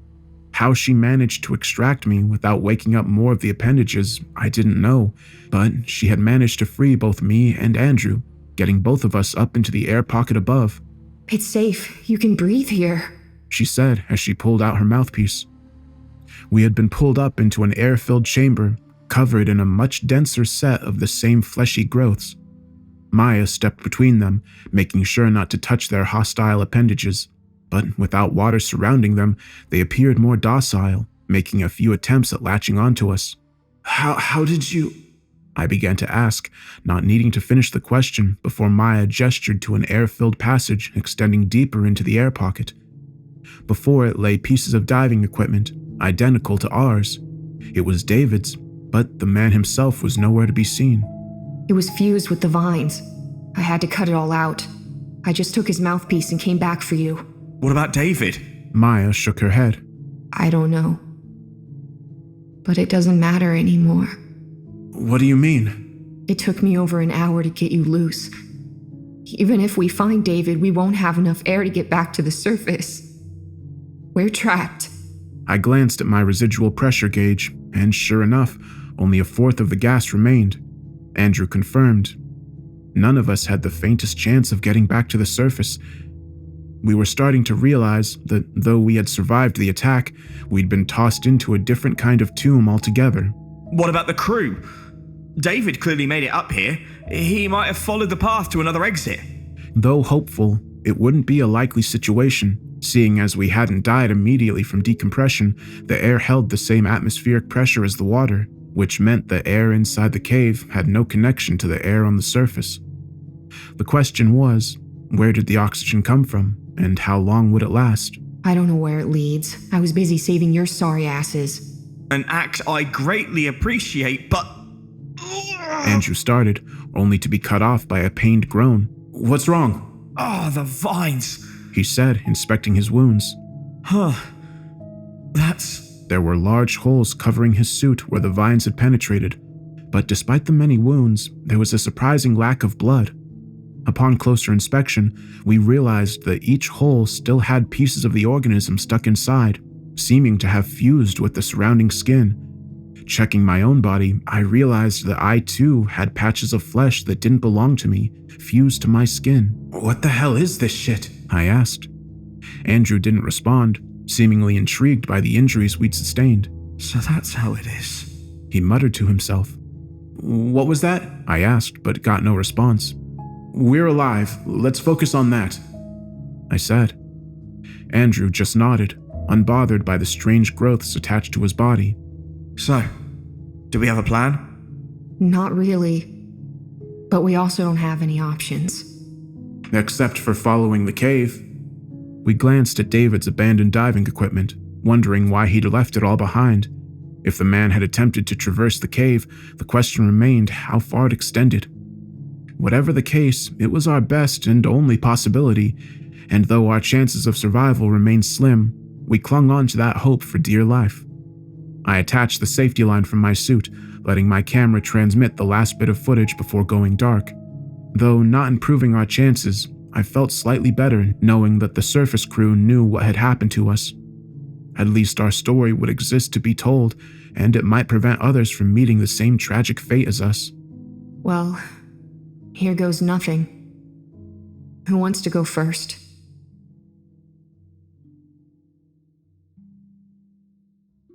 With nothing more than our flashlight to guide our path, I took the first steps into the dark passage. Like the waterlogged tunnels below, the walls and floor were covered in the flesh-bound growths, ready to ensnare us by the smallest provocation. Though more docile above water, we refrained from coming into contact with them. Maya pushed her way past me, quickly assessing the many wounds that covered my body. You really thought I'd let you go first? You're a mess, both of you in fact. I'm taking the lead on this one. I glanced back at Andrew, who seemed surprisingly content with the idea of someone else leading the charge. He just nodded in agreement, rubbing the foreign flesh fused to his body. A knot formed in my stomach as soon as we entered the passage, only to immediately realize that it sloped downwards, as we were forced further down into the abyss. With no way of knowing the exact gas content of our surroundings, we had no way of knowing how the increase in pressure would affect us. Maya led the group with purpose, marching on without hesitation into the deeper sections of the passage. Though narrow, it was tall enough for the ceiling to be obscured in darkness. Andrew moved at a slower pace, purposefully falling behind to get a moment alone with me, so that he could ask about our shared experience in the entanglement. Does it hurt? I hadn't thought about it since we started walking, but as I focused on it, I realized that the immense aching I'd felt less than an hour prior had completely vanished. Actually, it doesn't, I let out, surprised.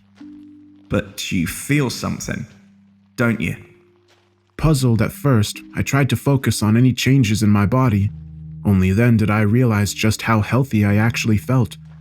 Despite the many cuts, stabs, and bruises, I didn't feel wounded. Quite the opposite. I felt stronger than usual, amped up like my body was running on pure adrenaline, but without the accompanying jitter. I just stared back at Andrew, speechless, to which he responded with a subtle smirk. Interesting, huh? Interesting isn't exactly the word I'd use. But Andrew didn't stop there. He seemed almost gleeful to be infected by the foreign tissue, as if he held answers that I wasn't privy to. It creeped me out, but I couldn't deny the physical comfort I felt with the creature existing within me, as much as the thought itself disgusted me. What do you remember from the entanglement? I don't know. I passed out. I only woke up when Maya had freed me. I didn't. Andrew said, almost proud. I was awake for the whole thing. What did you see? I finally caved and asked. He shot me a smile, one with genuine happiness, rid of all malice. Something beautiful. What was it? He'd gotten me genuinely curious, with a side of anxiety prevalent in my chest. The way he spoke just felt off. It lacked the fear that should have been present considering the dangers we were in. If I told you that, Rick, you wouldn't believe it. But once you see it for yourself, you'll understand what I mean. With that cryptic statement, Maya had noticed our hushed conversation and paused to interact. What are you two on about? Nothing, I automatically responded, worried she'd think we'd gone mad. A question I was starting to ask myself. Well, save your breaths for walking. We don't know how much oxygen this place has. Fair enough, Andrew said, continuing to appear unbothered by the situation we found ourselves in. We must have walked in silence for half an hour before the cave finally opened up into another large chamber. Like the rest, the floor, walls, and ceiling were covered in small growths, interspersed with small, dimly lit plants. In the middle of the room lay another bizarre structure, a meat flower stretching up with flaps of flesh and a crown of tendrils. Something was occupying its middle, an object we'd only recognize once we got closer. It was David, lying lifeless in the middle, his body dissected and hardly recognizable. Oh, God! Maya let out, rushing to his side.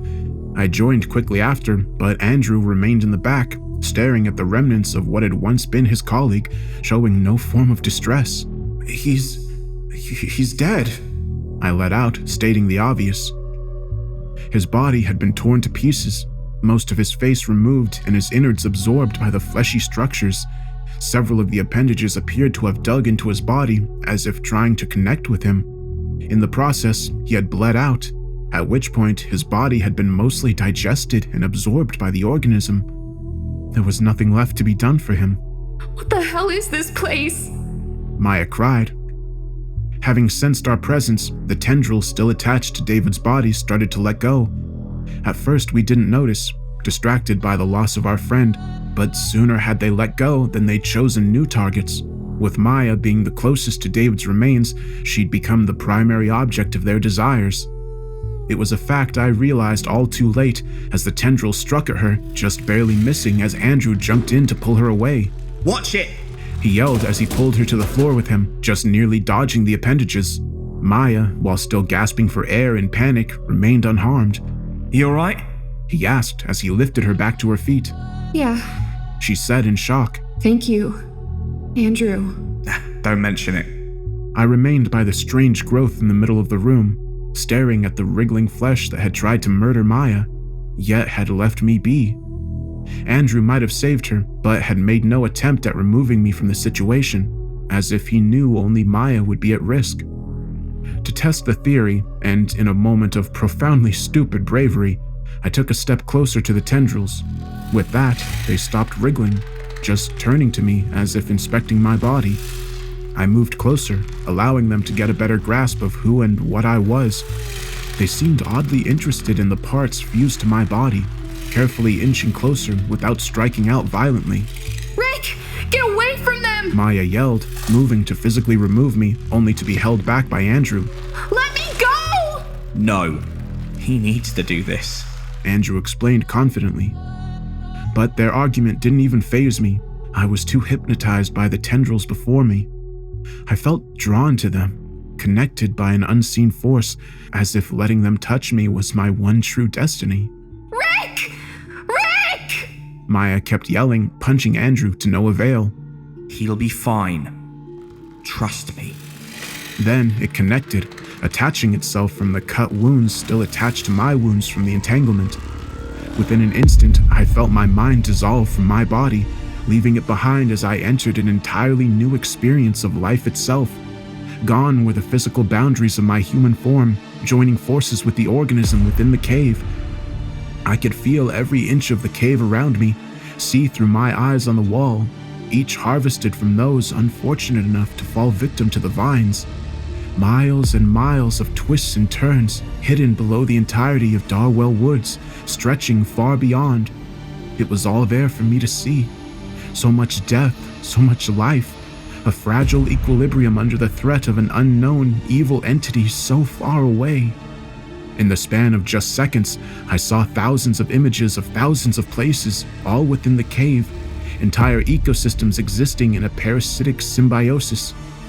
Death and life merged to one, and then I saw the depths, the same pit I had seen in the underwater chamber, extending endlessly far into an infinite abyss.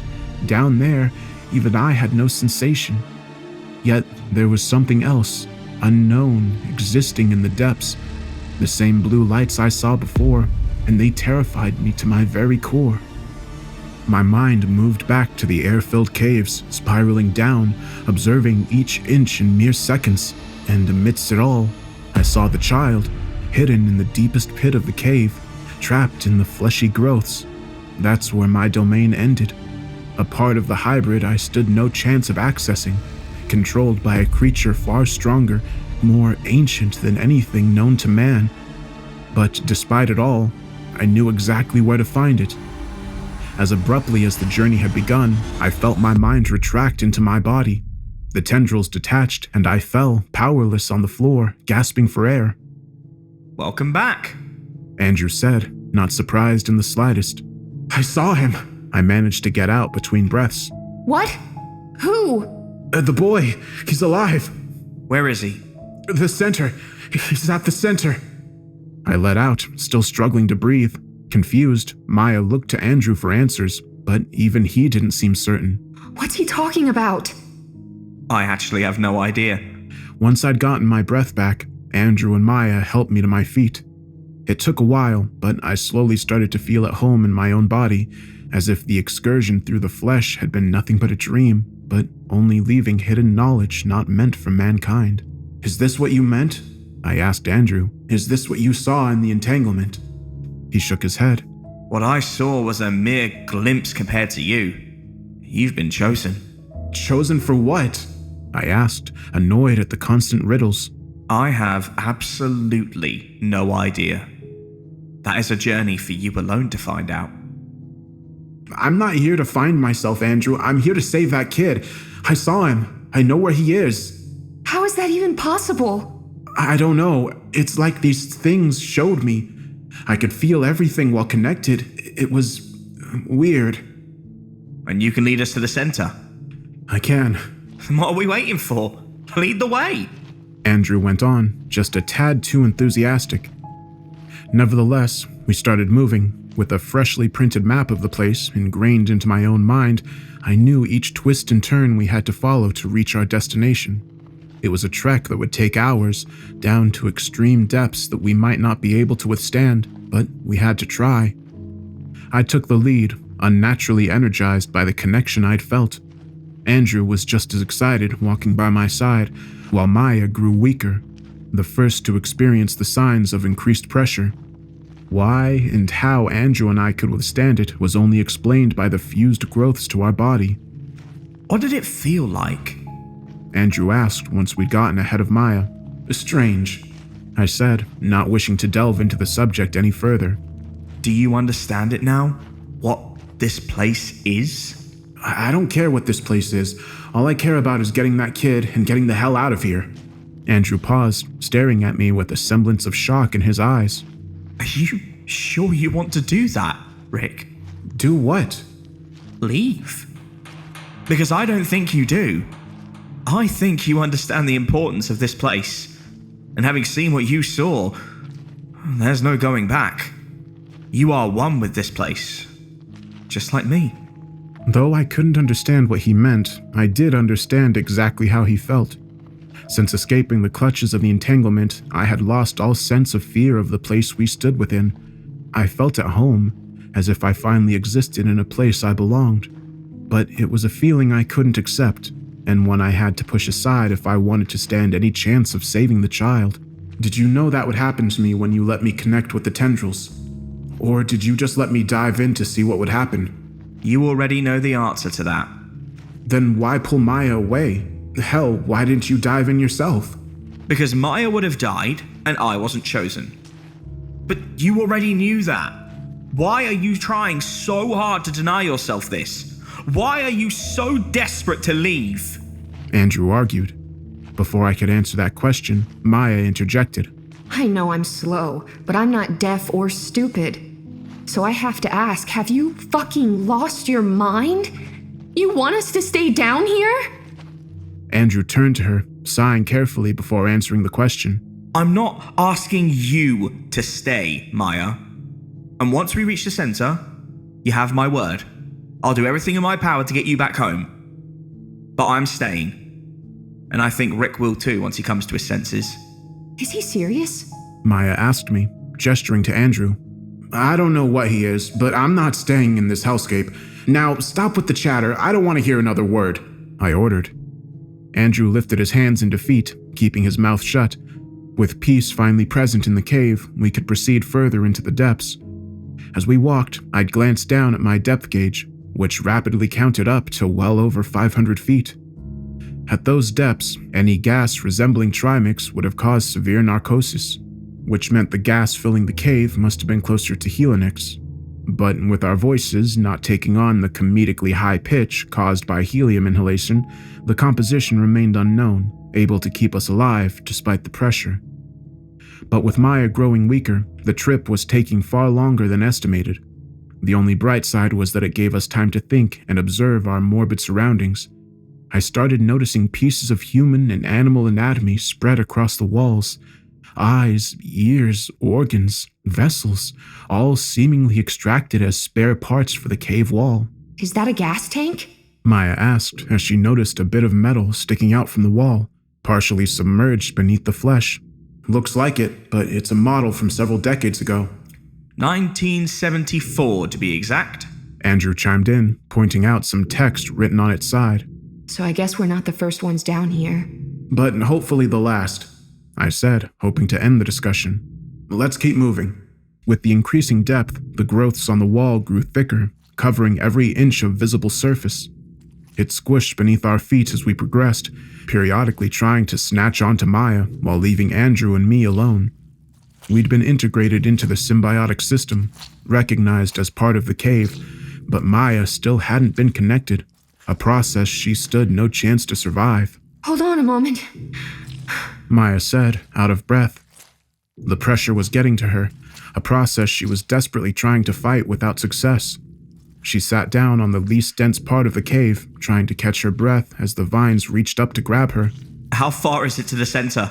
Andrew asked, showing genuine concern towards Maya's condition. This passage takes us straight to the center, only a 15-minute walk left, I explained, gesturing to one of the many tunnels in the wall. And that's where we'll find the kid?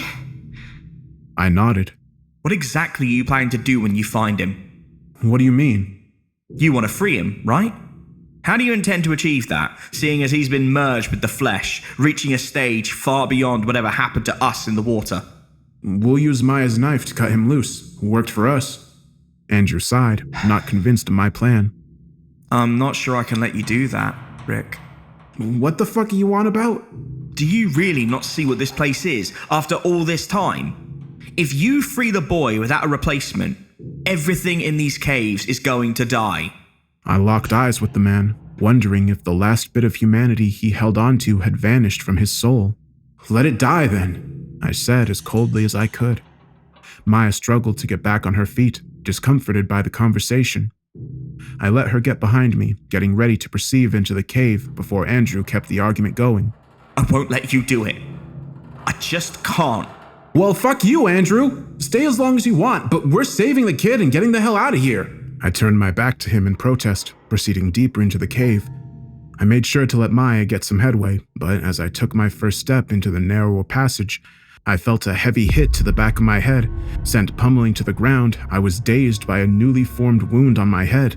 I turned around on the ground, met by Andrew standing above me with a knife in his hand. He'd hit me with its handle, attempting to stop me without actually murdering me. I thought you dropped that in the cave, I said, more surprised than afraid. David didn't need his anymore, so I got a spare. Reacting quickly, Maya launched at Andrew, punching him in the face. Though it connected, the punch barely moved him. He just remained in place while Maya threw another punch, one that did little due to her weakened state. There's no need for that, he said calmly, but she struck again, this time getting blocked. Andrew grabbed Maya by her neck, pushing her against the cave wall, covered in flesh. Upon making contact, dozens of vines started to wrap around her, causing her to sink into the wall, only until her head was visible. All the while, she struggled to get free to no avail. Relax, Maya. They won't hurt you. I made sure of that. I promised to get you out of here once we reach the center, and I'm a man of my word. I won't let anything down here hurt you. But I can't let Rick destroy this place. Leaving her entangled in the wall, he approached me, now wielding his knife with intent to kill. He held the knife close to my chest, bending down on one knee next to me. If this place dies, he began, but it was a sentence I didn't let him finish. Instead, I kicked him in his weakened knee, instantly sending him groaning to the ground. Still dazed, I got to my feet, jumping on top of him to stop him from rising.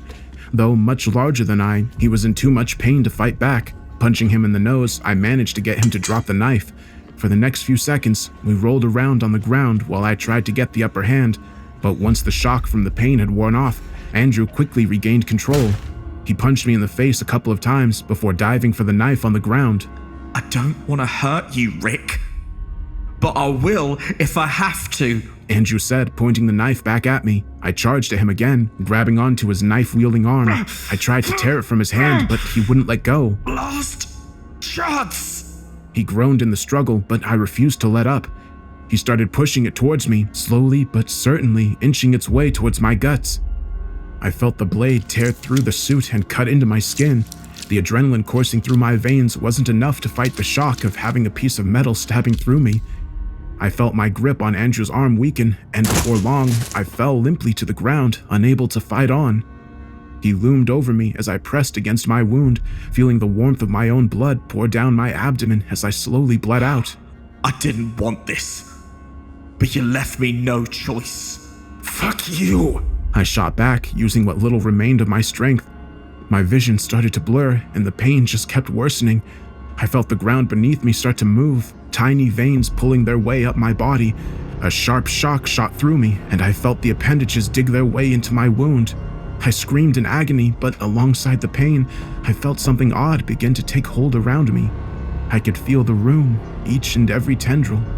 I waited, almost hoping for Andrew to finish the job by slitting my throat, but he seemed frozen.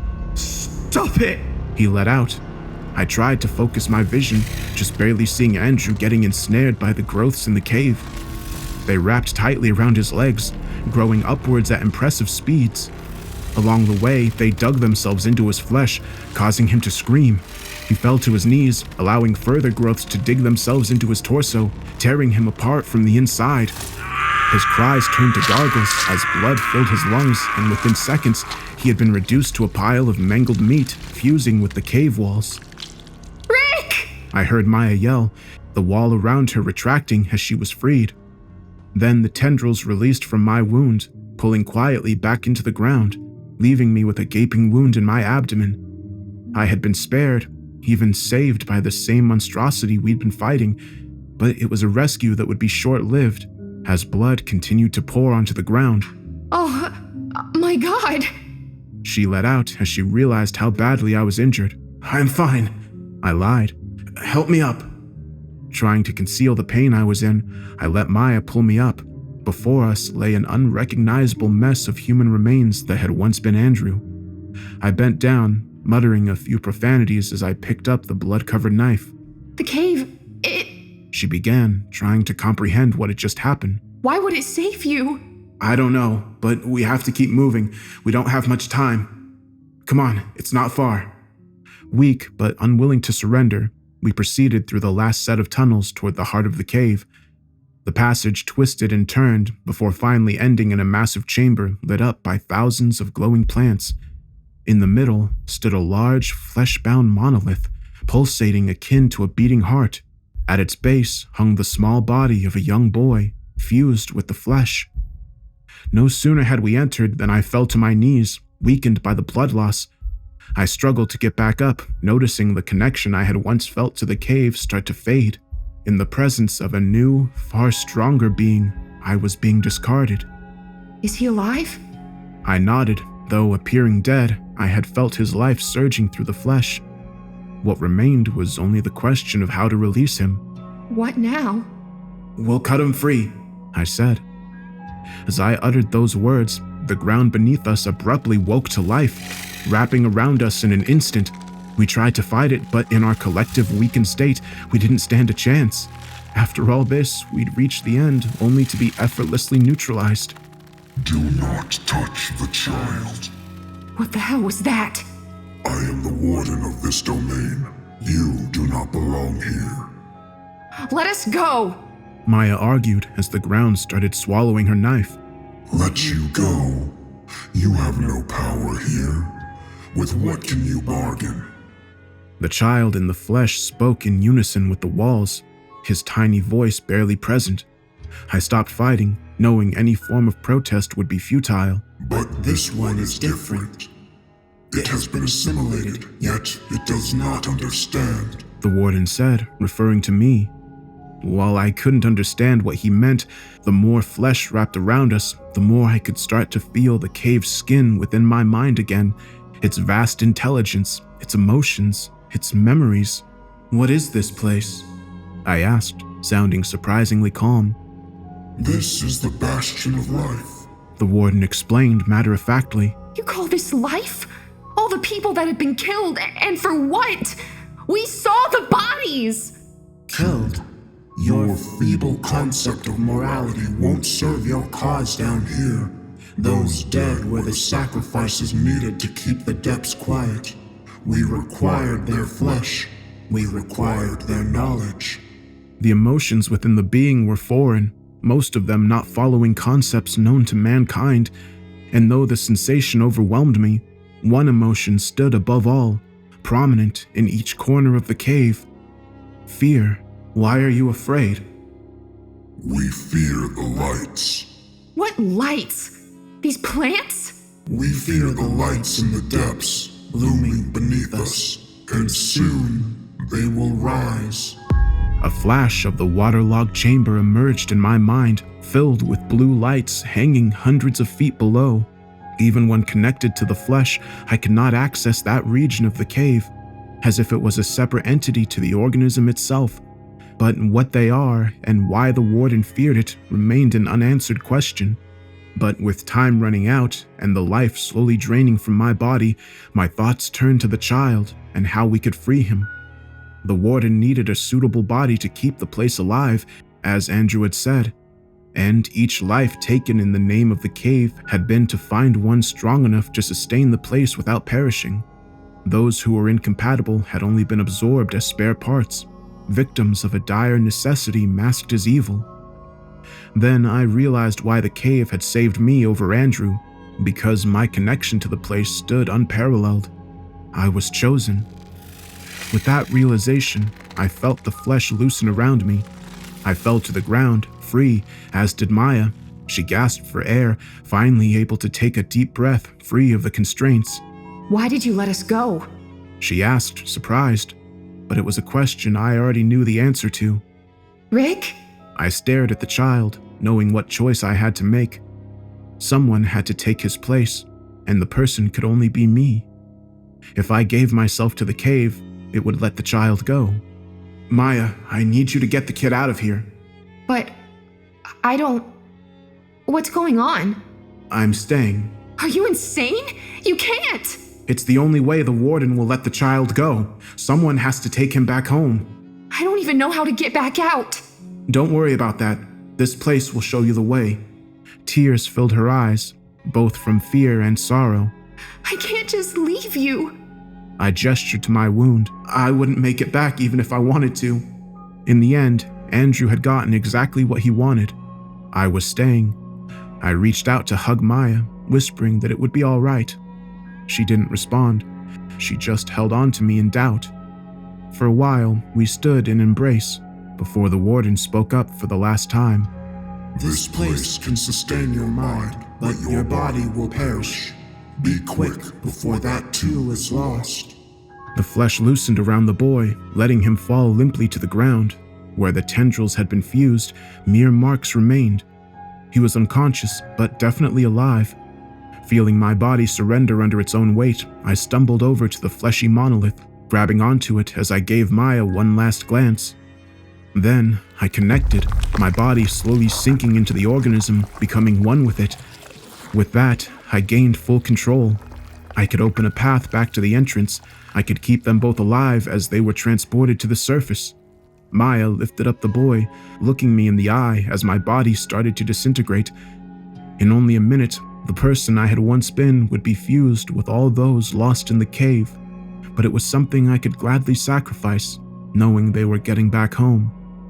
Using the last of my voice, I just asked Maya to tell my story, to let the world know that parts of me still exist, and to leave this place alone.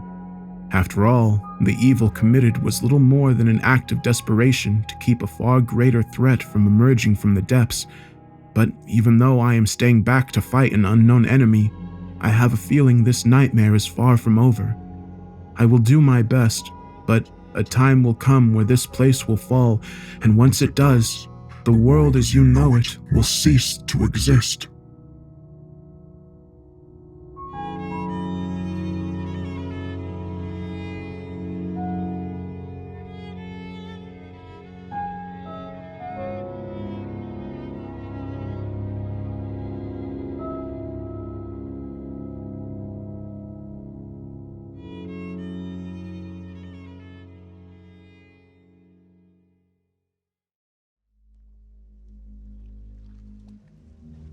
It started 3 months ago, the dark spots in the water.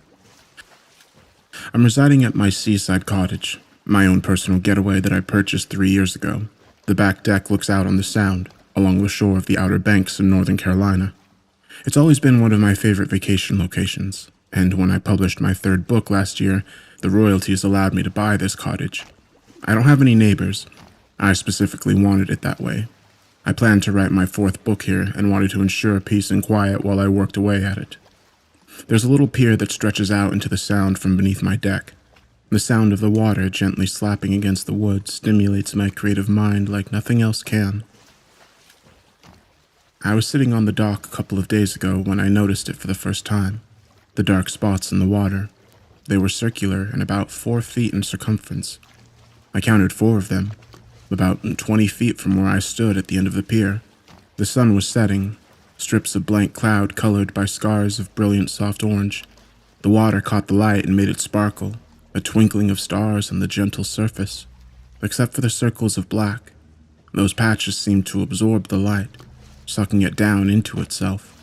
I was curious, and I speculated that maybe the water was just deeper in those spots.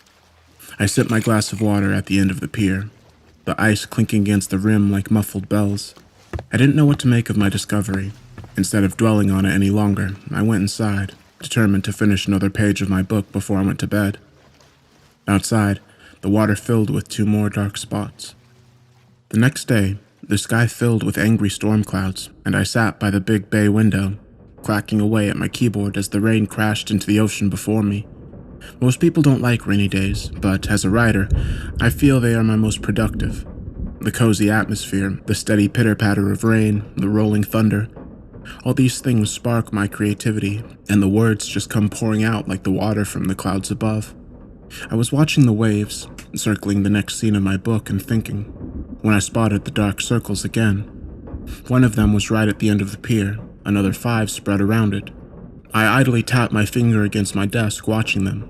They had moved since yesterday. I discarded my theory of depth change and instead wondered if it was a school of fish. It didn't explain the way they sucked in the light, but I wasn't an expert on the ocean and its many workings. I stood up, allowing myself a brief break from my work, and went to the door. I opened it, the overhang shielding me from the rain, and breathed in the wet air. The air was fresh, smelling of new rain and ocean salt. I breathed it in and winced, the wind suddenly carrying a new odor, something foul and sharp, burning my nose with its repulsive aroma. I covered my face with a hand, trying not to gag. It was sharp, like vinegar almost, and I felt my eyes water. I slammed the door closed and retreated back inside. I went to my desk and took a seat, wiping the remains of the smell from my nose. I looked out into the water. The dark patches of water had moved closer. That night I couldn't sleep. I had woken only an hour after going to bed and couldn't will my mind back into sweet slumber. I went to my back deck and stood in the darkness, watching the water, letting the repetitive lapping of waves slow my mind. It was something I had done before when I couldn't sleep, my mind still buzzing with ideas and worries. The wind whipped my hair across my face, a warm breeze filled with ocean scents. The moon spilled its white light onto the water and lit the tiny peaks of rolling waves. I listened to them smack against the pier before me and breathed in the atmosphere. That's when I heard a humming. At first I thought it was just the wind, but as I trained my ears, I realized it was coming from the water. It was soft, but there was a definite melody to the low rise of deep vocals. It almost sounded like chanting. My eyes settled over the dark patches of water. I didn't even notice them there in the night, but when I actually looked, I could see the light of the moon around the edge of their murky perimeter. But no light filled the center. Instead, it remained as black as the deepest corners of space. The humming was definitely coming from the ebony patches of still water. Something about the ominous sound chilled me to the bone. A slow, sad tune that carried in the wind with haunting purpose. It raised the hair on the back of my neck, and I leaned down over the railing to get a better look. The circles were close to the wooden edge of my house, where the water met a wall just below my deck. The pier stretched out from that wall, resting on the surface of the sound like a red carpet. I took the steps down my porch and walked under the deck to the pier. My bare feet patted across the wood and the sound of humming became more pronounced. I looked to my right and saw a few of the circles slowly moving back and forth like they were being carried on the tide. What the hell? I thought, staring out. And that's when something stirred the surface of the water. It came with a sudden splash and a slice of white froth. In the center of each circle, something emerged for a split second. It was so sudden and the darkness so deep that I couldn't see what it was, but it scared me half to death. It had all happened seamlessly and in sync. At the exact same moment, they all had mirrored the exact same action. I didn't know what it meant. I didn't know if I was dealing with animals or nature, but I knew I was suddenly feeling very uncomfortable. I raced back to the deck, my ears filling with the strange, sad humming. As I was about to go back inside, I was slammed with the awful stench again. I retched as the wind carried it down my throat and felt my eyes tear up. I grabbed the door and pulled it open, desperate to get away from the horrific smell. I stumbled inside and slammed the door. I stood against it, breathing heavily. Then I heard something heavy thunk onto the pier outside. It came in a rush of water and weight, a loud exclamation in the night. Eyes widening, I turned and looked out the sliding glass door. In the moonlight, I saw the source of the dark circles. It stemmed from a huge conch shell, the walls of its curling spiral so dark it made the night glow around it. Worming out of the opening was a long coil of pink flesh, shining with dripping water. It was thick and oozing, like an infected tongue, and at the end of its 2-foot span was the torso of a person. It grew out of the pulsing, shining muscle, and its face was bloated and waterlogged. Its eyes were black, and a smile riped up its face like a deep gash on its noseless face. And it was humming.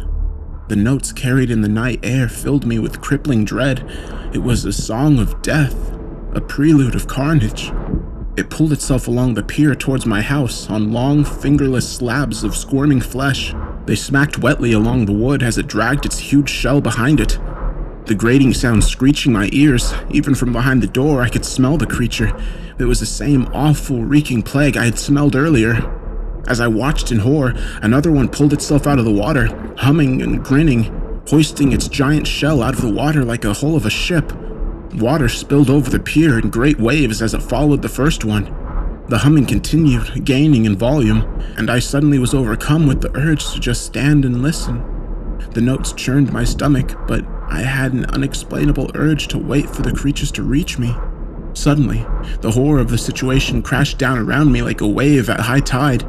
I snapped out of my trance and slammed my hands over my ears. I couldn't let them get to me. I had to get away. If they reached me, I knew I wouldn't be alive come morning. I didn't know what these things were or what they wanted, but the terror rose like bile in my throat. I grabbed my car keys as another one of them pulled itself up the barrier beneath my house.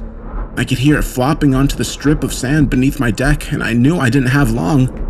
I practically kicked the front door open and raced to my car. I jammed the key into the lock and twisted, throwing the door open. I heard something crash from inside and realized that the first one had just broken in. The thought of the monster pulling itself through my house sent a bolt of adrenaline coursing through me. I dove into the car and started it, slamming the gear into reverse. I turned on my headlights and my heart thundered in my chest. One of them was in the open doorway, its worm-like arms sliding along its frame. It was grinning at me, a deep hum echoing towards me. For a split second, I almost pulled back into the driveway, but the fresh adrenaline was enough to force reason upon my confused mind. I gunned the engine and raced towards town. To this day, I have no idea what those things were. I told the police and the local wildlife rangers about my experience, but they don't believe me. To them, I'm just a new resident, unused to the ways of the ocean. I put the house up for sale and haven't returned to it since. I don't dare. I tried talking to the local fishermen about the dark circles in the water, but they cut me off as soon as I mentioned them. They told me I shouldn't talk about such things, hushing me with a quick wave of their hand. They get a look in their eyes that scares me, but also tells me that I'm not insane. I don't know what I've witnessed, what those creatures were or what they wanted. Just thinking about it terrifies me. I know one thing though. I'm never going near the ocean again. Something tells me I'd hear humming. Something tells me those creatures would return to catch the one that got away.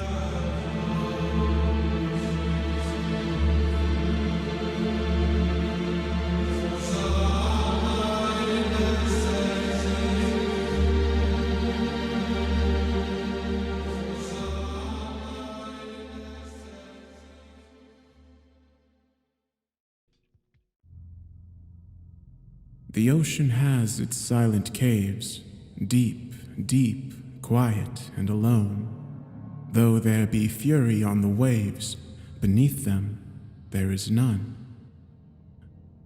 Over the course of the last few weeks of training, I'd memorized nearly every facet of the Tuscany, every dial and every readout, every knob and screen and nuance of structure, and the quality of the personal submarine's craftsmanship never ceased to astound me. It was a remarkable feat of engineering, this little beast, designed with such care that even the equipment on the hull could withstand more water pressure than the sea could muster up at any achievable depth. It was my Pegasus, my Trojan horse, my very own Apollo 11, and inside this matrix of layered syntactic foam, I would follow the ballast to the gratuitous and unexplored depths of Higgins Maw. I began the separation sequence, and the deep diver fell from the escort and dipped beneath the surface of the Pacific with silence and grace and a few knots of speed. And then I was consumed in a whole new world, albeit one I'd frequented, that of the sea. Schools of fish swam by me, and when their cloud passed through a sunbeam, it glinted silver, and beneath them swam rays that rolled their wings to the beat of the current, and out in the rocks crawled the crustaceans and sat the plant life that spruced up all the whitewashed stones there like holiday ornaments. But I had an appointment to keep, and the oxygen tank was a demanding clock. So I dove right on past the old reef and out into the open waters where the seabed couldn't be seen for many, many miles yet. The Maw, Reuben had said, 50,000 feet below the surface, Booker. 50,000. Do you know what that means? It means it's a whole hell of a lot deeper than the Challenger abyss. He nodded at that. Are you ready to make history? Was I? I thought I was. I'd prepared for this lonely dive and nothing else for some years now. It was the culmination of a lifetime of work and study in the field, and so tight was its grip on my mind that I often dreamt of it in my sleep, of what I'd find at the bottom, and what it would mean, and what monstrous things might take offense to my presence there. No. I shoved that thought aside. Tuscany was all the protection I needed in that regard. It offered technology on the bleeding edge in lieu of a heavy hull, and that was enough to withstand enough water pressure to crush bones beneath skin and inches of steel. What animal had jaws more powerful than the ocean itself at fathom? So I hit the thrusters, and down I went, like a bullet to the pitch. I eyed the depth meter as much as I did the sea. 100 feet, 200. Sharks and turtles and uncountable fish swam past me. 300 feet, 500 feet, 700, 1,000, 1,250, the inverse height of the Empire State Building, 1,500, 16. The water began to blur and grain up and darken as the sunlight struggled to push on through. 2,000, 25, 3,000, 32, where the light no longer shines. And soon, all the light I had to glow the path ahead and down were the lights of the Tuscany. I continued the descent for hours. The pressure meter ticked up in spasmodic bursts, but up it went. Up, up, up, soon ticking past the point where the weight of the sea would have crushed the steel of another vessel. 1 mile down, 1.3, 1.6, where even sperm whales hit their lowest dive. I could now claim with confidence that no mammal on Earth was as deep down at that very moment as myself, and still I dove. 2 miles, 2.1, 2.2. The water was as black as space now, except for where the lights of the Tuscany pierced through it, and the thickness of the fluid made it look like ink or oil or some kind of alien sludge that smeared up against the reinforced windows and slimed its way across the hull. Things were tight down there, despite the vastness of it all. Yet, I still dove. 13,000 feet, the abyssal zone. Pressure stands at 11,000 psi. I saw an angler float by, and it was startled by the sheer volume of light spread by the Tuscany that dwarfed its own bioluminescent glow. It swam away, and I dove further. 15,000 feet. 3 miles, 3.1. Now things get interesting. Mankind had visited these depths almost infrequently enough to count the expeditions on a single pair of hands. I was now ranked among an illustrious few explorers, and although I wasn't the first to hit these marks, I'd hit the deepest one yet before this journey was over. I was determined, and I was capable, so I checked the depth chart. 16,281.4 feet, nearly halfway to the world record. The Tuscany continued to dive. 20,000 feet down, the Hoddle Zone. Pressure here is 1,100 times what it is at the surface. 22,000 feet, 26, 29,000, the height of Mount Everest. 30, 30.5, 31, the same distance from the surface as a commercial airline at the peak of its flight. The Challenger Deep, what had previously been the lowest recorded place on the seabed, sat at roughly 36,000 feet below the surface, in the depths of the Mariana Trench. No light from the sun had ever come close, and to the best accounts, life existed there, but only sparsely, and the pressure is unspeakable. But I was going somewhere vastly deeper, even than that.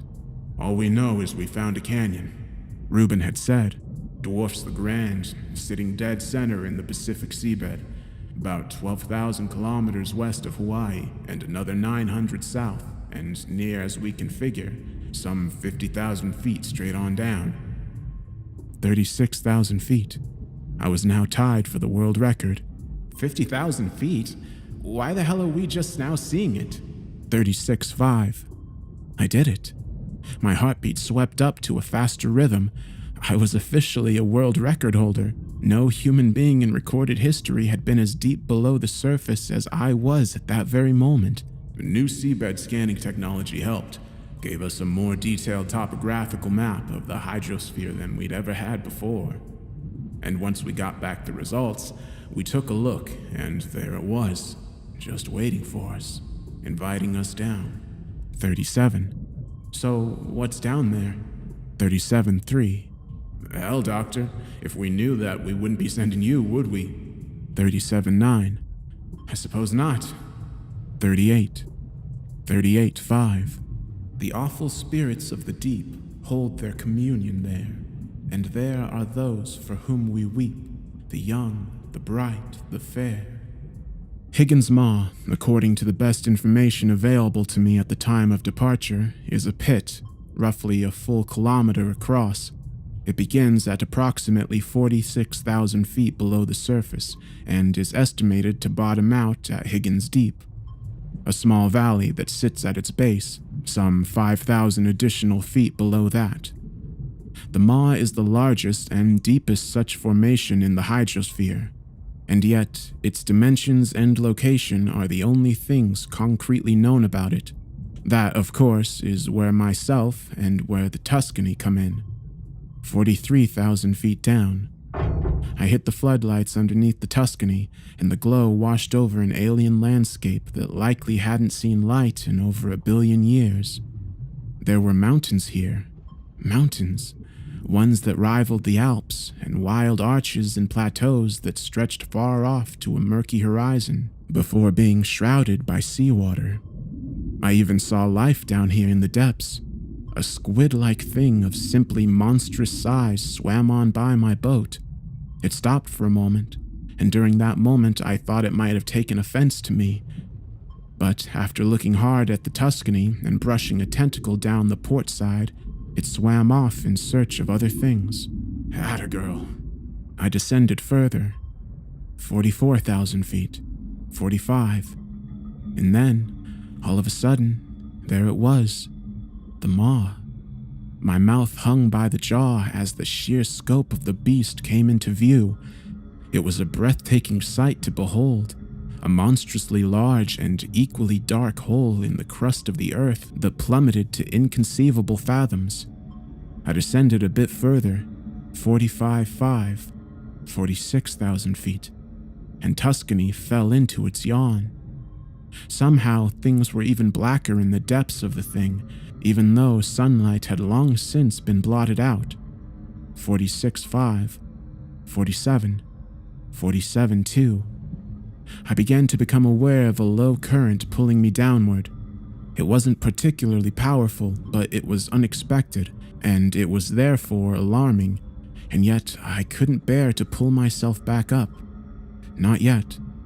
I'll turn around if it gets too bad. So down I went. Deeper and deeper and deeper still into the cavern. 48,000 feet, 48.5, 49, 49.1. And then I saw it. A glow. I squinted and dimmed my lights to confirm the intuition. What in the name of God? It was there indeed. A dim reddish purple, then green, then purple again, and then blue, floating on a mist of current some few thousand feet down. I resumed the dive to chase it. 49.5, 49.7, 49.9. The glow, whatever it was getting deeper and wider and brighter. Soon it filled up the whole path down and ahead. I dimmed the Tuscany's underlights to their lowest setting, and by 50,000 feet, I could see that the glow was coming from somewhere not directly beneath me, but off to the left and around a wide corner. This cave isn't a straight pit. And sure enough, the hole bottomed out there, and then opened up to its left. Holy God. It was a cavern chamber, at least a full kilometer up and deep and side to side and across, and only the enormity of its radius maintained the darkness of it, despite the presence of thousands of floating bioluminescent pods that pulsed purple and green and blue and red and dimmed in the interim. I took the Tuscany in deeper, and her cameras whirred to life. Calmly, the wearied seamen rest, beneath their own blue sea. The ocean's solitude are blessed, for there is purity. The cavern became darker still when the pods faded into the water behind the ship, but there were more things to be seen here than rocks. Tuscany, about a quarter hour after entering the chamber, soon floated on by a bizarrely rope-like plant of utterly impossible size, one that appeared to stretch nearly across the height of the cave and grew wider at the base, although the bottom of it was shrouded in blackness. I took the submarine in for a closer inspection and hit her lights to their fullest setting. My heartbeat slammed. There were suction cups on it, each one as big as the Tuscany herself, and they writhed and pulsed across and down the length of what was now very clearly a tentacle. In a panic, I shoved Tuscany back and away from the thing, but when I tried to turn her around, the base of the hull collided with the beast and stuck fast to one of the cups. I gunned the thrusters and could hear a wet tearing sound as the machine ripped itself free from the cup's grasp. But then the tentacle came to life. It whipped and whirred and smacked around the cavern and pressed itself to the roof, and then it fell down, deep beyond where the darkness blanketed the floor. Come on, baby. I hit the thrusters again. The Tuscany rocketed off the way it came, through the darkness and off towards the pods, whose glow I hoped would afford me an opportunity to shut the lights off the ship and make my escape, if I were so lucky. But very soon I began to hear and feel the movement of something unspeakably titanic rolling across the floor of the chamber. It rumbled and thundered and shuddered and shook, and soon clouds of dirt and rock flew up out of the black pitch and blanketed the view forward, and I could hear boulders smack against the ceiling of the cave before sinking again to where they'd been. The sound had erupted across the entire breadth of the cave at once. My eardrums nearly burst, and likely would have had it not been for muffling of the explosion provided by the walls of the Tuscany. The submarine shook too, but she held her integrity well enough for me to fly on past the floating pods, some of which were now knocked about on their sides and rolling, and back towards the yawning mouth of the tunnel that would take me back out into the open deep sea. The Tuscany buckled and rolled with an impact. The tentacle, I realized, had shot up from the ground and hit the bottom of the ship between her ballasts, but luckily, it knocked her with force upwards towards the tunnel. I rolled Tuscany with the hit and managed to regain some control, and I boosted the thrusters into the turn and up again, now back into the maw. Then I began to climb. 52,000 feet, 51.5, 51. So, what's down there? Come on, baby. Come on, don't you fail me now. Don't you fucking fail me now. Hell, Doctor. If we knew that, we wouldn't be sending you, would we? 50.5, 50, 49.9, 49.6. Tuscany ascended with panic speed, and all the while she did it, I could feel the rumbling of the tentacle's pursuit in the walls of the pit. It smashed its way on through the tunnel and whipped and thrashed, but Tuscany was too quick a runner. 47.5, 47, 46.8, 46.4, 46,000 feet and climbing high. I suppose not. Tuscany burst out of the maw and was about to rocket straight on back up to the surface, but then the tentacle flew out beside her, nearly smashed in her front window. I bent the controls to the edge of their set casing, and Tuscany tanked to the left and up a bit, and missed the ground by inches. I hit the lights again to navigate the labyrinth of rocks as I struggled to remount the climb. But in the light of the ship, I saw it. These weren't rocks after all. They were other ships.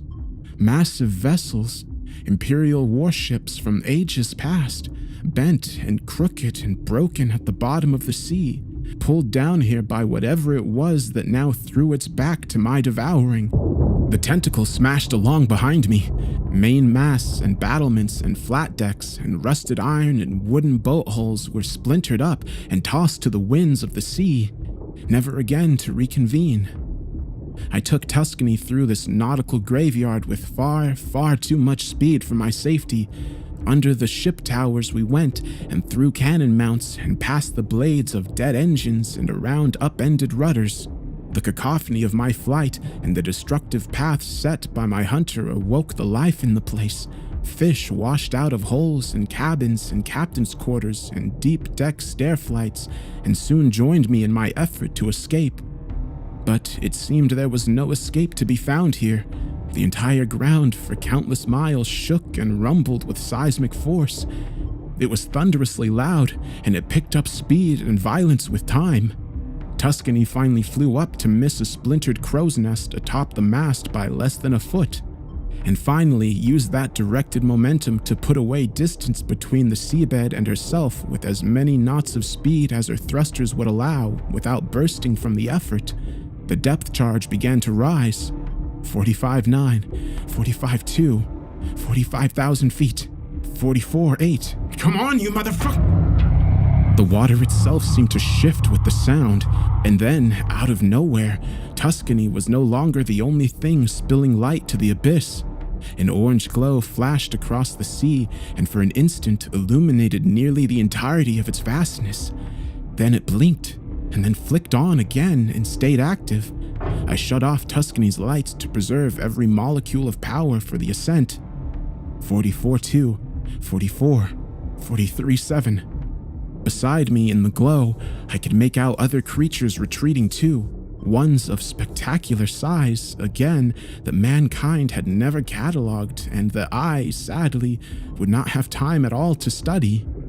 There were city bus-sized manta ray-shaped things wrapped up in clouded wisps of transparent jelly, and even that squid, the size of a building, all flying upwards in a mass panic. I led the charge. 43.1, 42.8, 42.3, 42. I looked behind me and down through the rear window. The maw had moved. God almighty, I was in the Leviathan's throat. I was in its fucking throat. I saw its tentacle tongue lash out of the maw and collect enough fish to feed a small town. Tuscany rocketed ever upwards as the Leviathan whipped even larger tentacles behind it and gained speed with the force of a hurricane. The Leviathan opened its maw yet again and spewed forth its tentacle tongue, and with it, it whipped up several Olympic swimming pools worth of water into a gale force maelstrom. The mammoth squid was caught in its fury, I saw, and then it vanished into the pit forever when the maw snapped shut with a thunderous, echoing snap.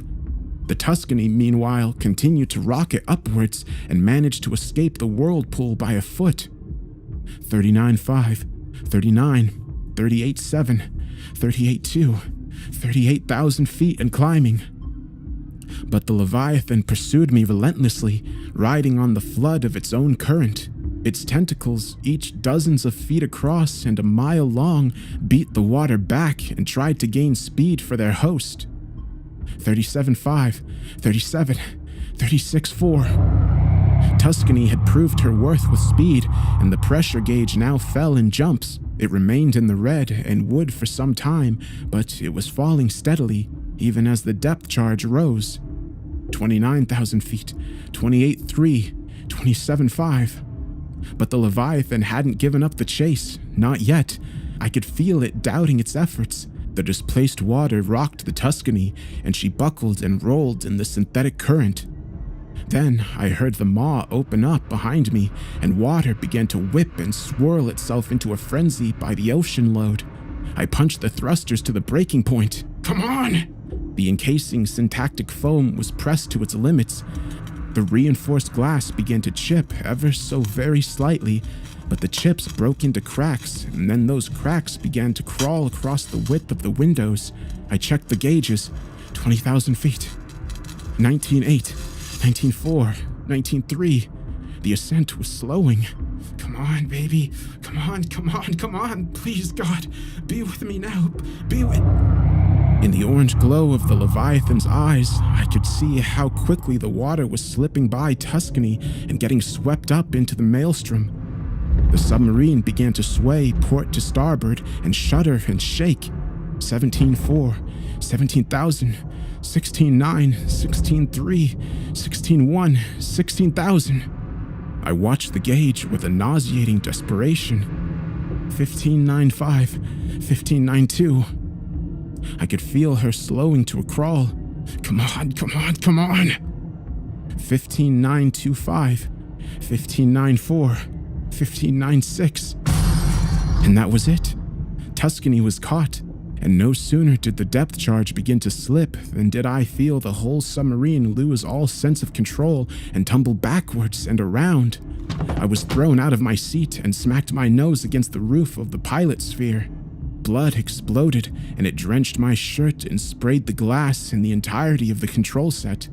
I grabbed my face and began to apply pressure to slow the blood loss, but Tuscany again flipped ballast over ballast to starboard in the whirlwind and spilled me into the hatch ladder. I felt my shoulder dislocate and my kneecap smack into the bottom rung. My head swam, and still Tuscany tumbled backwards. The cracks on the window spread faster. 16.3, 16.4. I could smell the inside of the maw through the hull of the ship. But then, all at once and not a moment too soon, I got an idea. It wasn't a particularly good one, but hell if it wasn't better than nothing. I managed to limp and tumble my way to the controls and grip the handles as the ship rolled. Wait for it, wait for it, wait. Now! The sound of the roar was so close, every last control surface in the sphere rattled in its case. My eardrums rattled too, but then I flared up the thrusters again, full blast and at an angle. And the Tuscany shuddered and flipped and shook and, with fortune, fell straight out of the maelstrom with inches to spare. I felt the edge of the Leviathan's maw graze the starboard side, and the impact again sent me into the roof while the ship rolled end over end over end again. I smacked my ribs up on a dip in the alcove and fell back down into the seat, head first, and then out onto the floor. I managed to right myself with my good arm and get my bearings. I was free, but only just. The Tuscany banked and tumbled again and rolled, slower now in the absence of the whirlpool's flood current, but not yet in control of its pull. I tried to steer away, but it was hopeless. The ship flipped around the back of the Leviathan's titanic maw and up over its head as the beast flew on by underneath me like a freight train. And for the first time since catching the monster's eye, I began to fully appreciate the magnitude of its size. Its back was an endless, snake-like and sharp-finned spine the size of a minor mountain range. And only quick maneuvering moved Tuscany away from the jagged back fins that chugged up towards me and sliced up in the sea itself. They missed me by feet, and the blast of the current they'd swept up sent the submarine reeling backwards, off a bit further and into relative safety.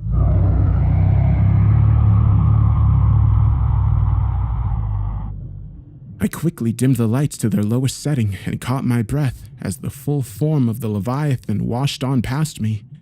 It stretched far away into the abyss below for well over a mile, and dragging away behind it were thousands upon thousands of tentacles, a forest of the things, each the size of a 6-lane highway and tipped with razor-sharp hooks and a flurry of wing fins.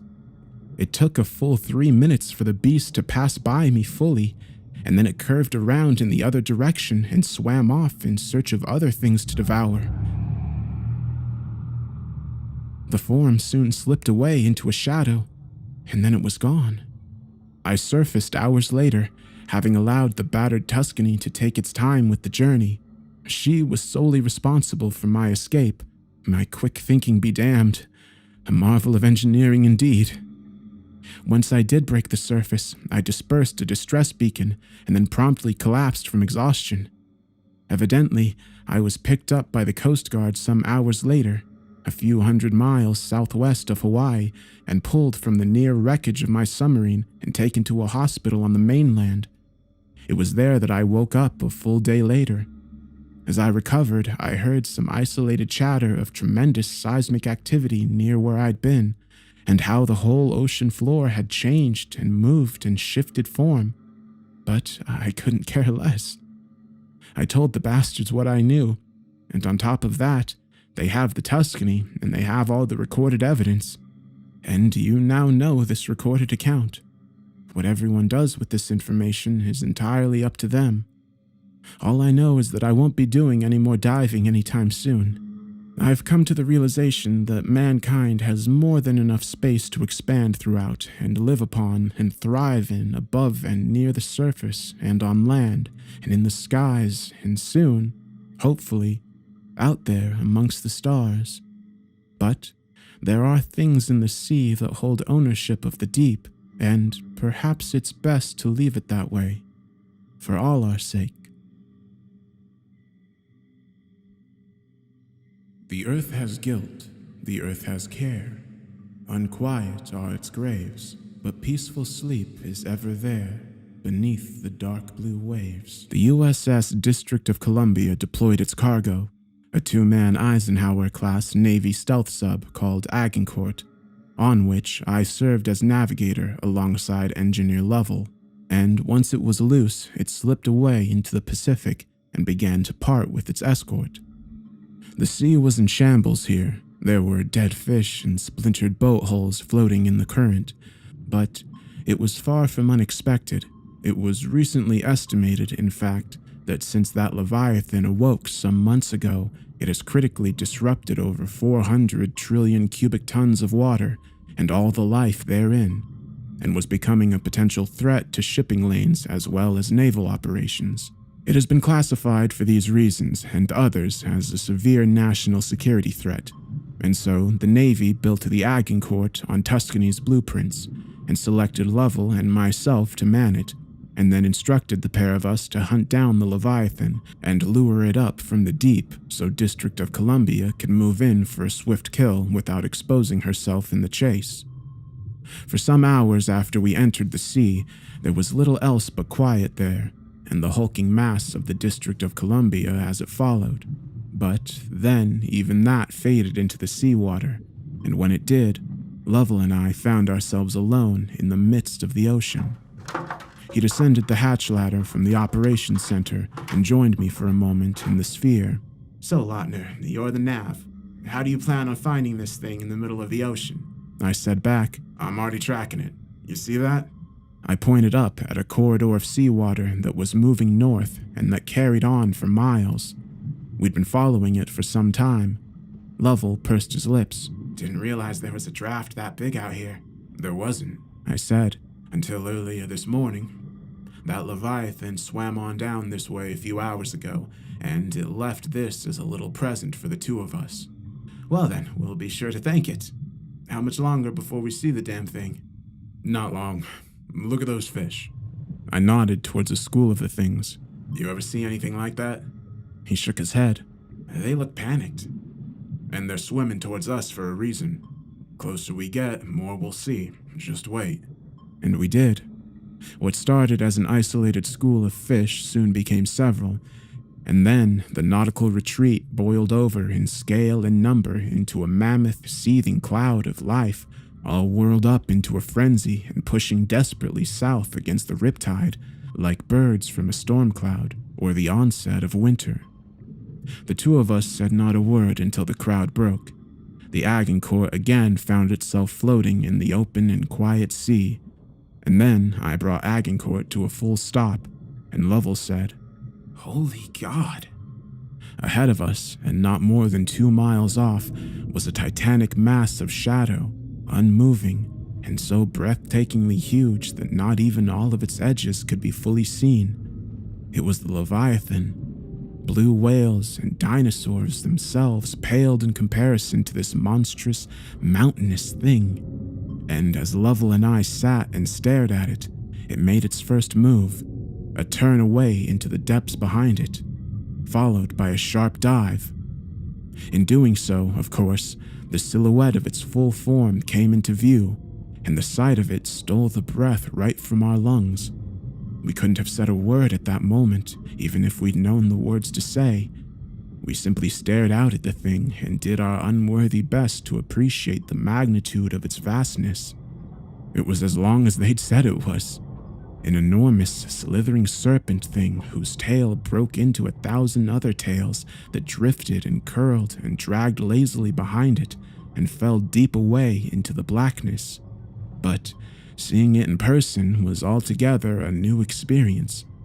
Before saying another word to me, Lovell hopped back to the ladder and climbed up to the operations room.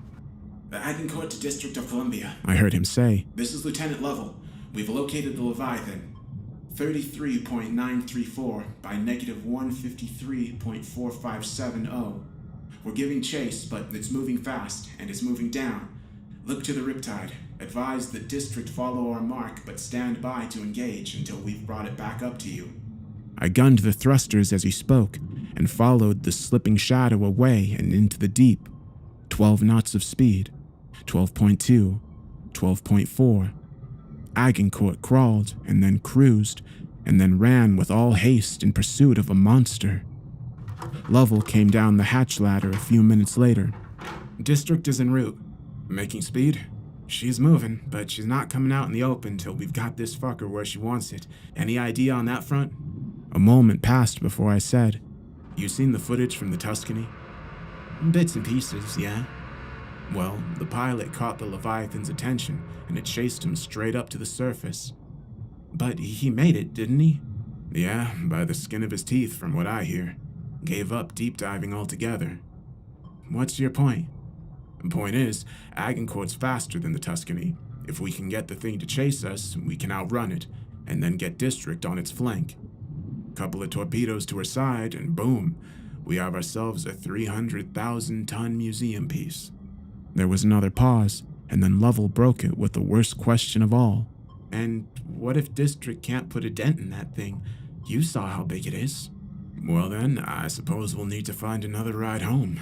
The Agincourt filled up her ballast and followed the Leviathan down into the depths of the Pacific, past where the water stopped the sunbeams at the gate, and before long, all that could be seen was nothing at all. From that point forward, it was the boat's humble capacity for sonar that kept us moving in the right direction, with an occasional nudge from the monster's own flood current. Lovell broke a long silence. What's the plan? At the moment, I'm just trying to get the damn thing's attention. The closer we are to District when it notices us, the better. But as it stands, we're getting in too deep. Way too deep. And we were.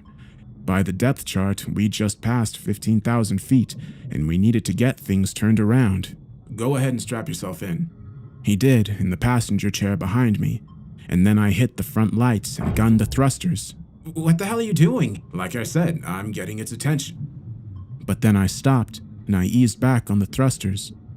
The lights of the Agincourt spilled their glow to the whole of the abyss, and they found it empty. Where the hell did it go? I dialed up the brightness of the lights and brought the boat to a full stop. I don't know. We scanned the water for hints of movement or shadow, but there was no movement, and there was nothing but shadow and silence. I moved Agincourt from a rest to a light cruising speed, and her searchlights swept and swooped and cast themselves to the rocks. Nothing. Damn. Unless... I hit the lights off. Now what? What is it? There's no way in hell something that big just disappeared. So where did it go? I blew the ballast and adjusted Agincourt's heading for the surface, and then I gunned the thrusters harder than ever. It didn't go anywhere. It knew we were here all along. It just dragged us down into the dark to shake our tail. What? A thing that size is afraid of being hunted? It's not being hunted. We are. Agincourt lifted herself up through the water with as much speed as she could muster up for the running, but time was against us. Up ahead, we saw the shadow of a titan moving fast to block off our escape. It was the difference in shade between deep twilight and midnight black. We gotta move, I said. See if you can't raise the district. Lovell unbuckled his seatbelt and flew to the hatch ladder and climbed it in 2 rungs at a time. And not a moment later, I heard the static of the radio as he lifted a hail. Hello? Hello? District of Columbia, this is Agincourt. Do you read me? Over. Static, even audible in the pilot sphere. The sheer bulk of the Leviathan was blocking the signal. Keep trying to raise the escort. I'm gonna get out from under this thing and clear the way. Hello? Hello, District of Columbia. This is Lieutenant Lovell of the Agincourt. Can you read me? Over. The Agincourt banked hard over to her starboard flank, and I allotted her all speed for the escape. 17 knots flat, 17.3, 17.5, 17.7. I looked up. The Leviathan shadow bathed the whole of the seabed in its mass. Still, we ran. Hello? Hello? District of Columbia, this is the USS Agincourt. Can you hear me? Over. More static. 19 knots, 19.2, 19.4. The Agincourt was moving faster than most vessels already, and yet the shadow above us had not struggled at all to keep us within perimeter. So big was its source. 21 knots. District of Columbia, this is Agincourt. Can you read me? Over. Respond. Still nothing. 21.9, 21.2. I looked up. The shadow was murky and ill-defined, but I could make out the monstrous alien forest of its mighty tentacles, which wrapped and curled and spread out on all directions in the absence of movement. It looked like a black star seen through a bent lens of time, but it was slipping back behind us. Agincourt was more than a match for speed. 23.5. Hello, District of Columbia. This is Lieutenant Lovell of the Agincourt. Can you read? Still, I heard static, but there were bursts of clearer sound too, just barely over the threshold of audibility. We were getting into the clear and quickly. 25 knots, 25.3. Almost too quickly. Hello, District of Columbia. This is Agincourt. Do you read? Over. Can you hear me? I looked up and back over my shoulder. 25.8, 25.9, 26 knots. Fuck. The Leviathan wasn't pursuing us after all. It was moving back up. I fired up all of Agincourt's lights and thrusters and blew her ballast. We began to climb. Lovell! What is it? Any luck on the radio? None yet. Why? Leviathan's not moving after us. It's going up. Good. District will hit it when it gets close then. It's not gonna get close. It's gonna come up right underneath the boat. Sub won't be able to use its armament at that range. There was a pause. 23 knots now. We lost speed when we moved up. 23.1. Oh my god. Move, goddammit, move. Get us up there. Just keep trying to raise the ship. 25.4 knots. 25.7. The massive shadow of the Leviathan was moving up into the brighter waters, and I could see its tentacles falling into line as it gained speed. Agincourt continued her climb, and gradually, as she did, the waters began to brighten. The pressure gauge began to fall, and the Leviathan, now swimming fast far above and to the left of us, came closer into view. Only then did I understand fully. District of Columbia stood no chance, even in an unfair fight. This beast was unstoppable. Hello? District of Columbia, this is Agincourt. Can you read me? Over. Respond. 1,500 feet to the escort's test depth. Hello? Jim Court? It's District of Columbia here. Reading. Over. We're moving. Listen to me, Lovell said. Listen to me. Ensign, we're telling you we do not have the Leviathan in tow. I repeat, we do not have the Leviathan in tow. It got between us and is heading for the coordinates I listed earlier. If you're there, you need to fall back immediately. Do you copy? Leave now! 1,000 feet. 800. 750. Breaking up. The coordinates listed. Tie 3.4 by negative 150. 0.45 ending by package. Wait! District of Columbia, do you copy? This is Lieutenant Lovell of the USS Agincourt. Are you there? Do you My heartbeat kicked up into my throat. I knew that sound. The roar of the Leviathan from the Tuscany tapes. Clearly, the beast had exhausted its usefulness for stealth, and that could only mean a single thing. Damn it. Lovell joined me in the pilot sphere. Jesus, what the hell was that? We're too late. That's what it was. We're too fucking late. And we were. Although Agincourt's current speed swept us in closer before I pulled it to a full stop. It was a stop with a view, though. A helpless and terrible view. We saw the mountainous back of the Leviathan, and its great maw covered with the shield wall of its writhing tentacles, absorbing a series of torpedo charges from the escort sub. It discharged a flurry of Mark 48s from the pods. Those torpedoes left on rockets and detonated in waves. And for a fleeting moment, I thought it might be enough, if properly targeted, to turn back the Leviathan or wound the damn thing or something, but the beast took the hits and only crawled forward, and before long the sub only had its ballistic arsenal, nothing appropriate for a fight like this. It began to throw its whole effort to a retreat, but an Ohio class is a hulking mammoth, 2 football fields in length and nearly 19,000 long tons of metal and rivets. It is fast, but not fast enough. The District of Columbia was doomed. Try to raise the Dixon. I said, and my voice trembled when I did. District is dust. As I said it, the final torpedo in the Columbia's armament cache was launched.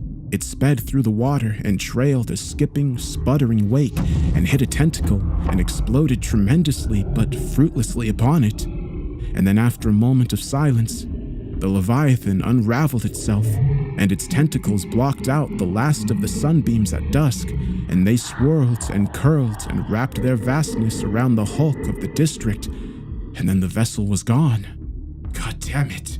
I pulled Agincourt away from the feasting with all speed. 20 knots, 20.1, 20.4. Hello, USS Dixon, do you read? This is Lieutenant Lovell of the Agincourt. Respond. Over. 22 knots. Hello, Dixon. This is the USS Agincourt. Over. Requesting a pickup. Do you read? Over. 23. I felt a rumbling and a shaking and a mighty displacement in the water behind us. Agincourt buckled and rolled. I looked behind me. 23.5. 23.6. The Leviathan had finished its meal and was turning around. Its tentacles alone forced a flood of Riptide, and then, God almighty, there it was. The maw. It was big, hideously, monstrously, impossibly big. A yawning canyon and a mouth all the same. What the hell is this thing? 24.1 knots of speed. 24.6. The Leviathan opened its eyes, and Agincourt was suddenly awash in an orange glow. Lovell! Hold on, Dixon. What? 26 knots. Cancel pickup. What? Why? 26.3. It sees us. Tell Dixon to get itself to safety. We'll try to shake this thing and rendezvous. 26.8. 27. Dixon, do you copy? Over. Loud and clear, Agincourt. 27.5. The Leviathan's tentacles flew into form behind it as it gave chase. 27.7. Listen to me. We are currently heading northwest with all speed. The USS District of Columbia has been destroyed. 27.9. I'm sorry, say again? Over? The Columbia is gone. Affirmative. The Leviathan destroyed the USS District of Columbia. We are now... I gunned Agincourt's thrusters for all they were worth. They groaned and protested, but they did their best, if only just. 30 knots. 30.2. 30.3. Even if the ocean itself seemed to be draining into the thing's mouth by the lake load. Come on, baby, come on, come on. Agincourt, this is the Dixon Actual. Confirm the destruction of the District of Columbia. Over. 32 knots. Yes, sir. The Leviathan took everything District had to throw at it, sir, and then it just ate the ship. 32.5. 32.9. We've located your beacon, Agincourt. The destroyer group is moving it to rescue and engage. My heart stopped. 23 knots. Lovell! I know! Dixon, are you there? Captain Gilsley, do not engage, sir. Do not engage. I promise you, sir, there is nothing short of a fucking nuke that can stop this thing. Get that destroyer group to safety, and we will meet you there. Negative, Agincourt. You brought this thing into the open. We'll handle it from here. Gilsley out. 34 knots and climbing. Dixon, respond. Over.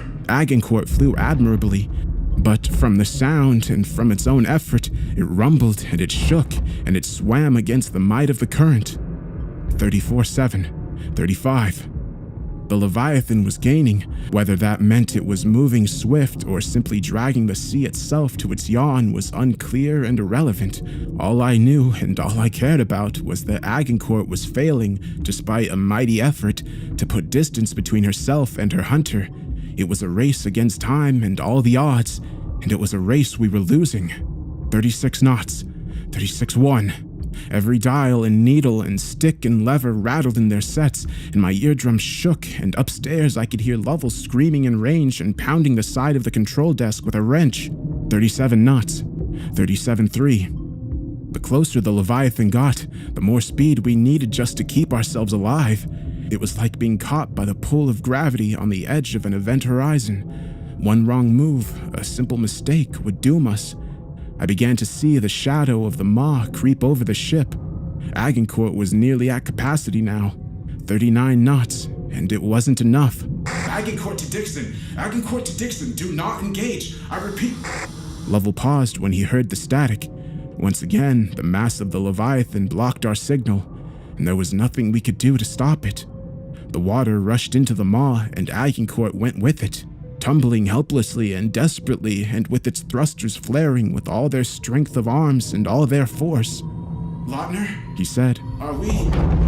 The force of the explosion, from an anti-submarine ship-to-ship missile undoubtedly, expanded through the sea and seemed to set the whole ocean ablaze. The Dixon had arrived. Yet another explosion went off, and it shook our ship to the core, and the Leviathan rerouted its course for the surface with a demonic speed.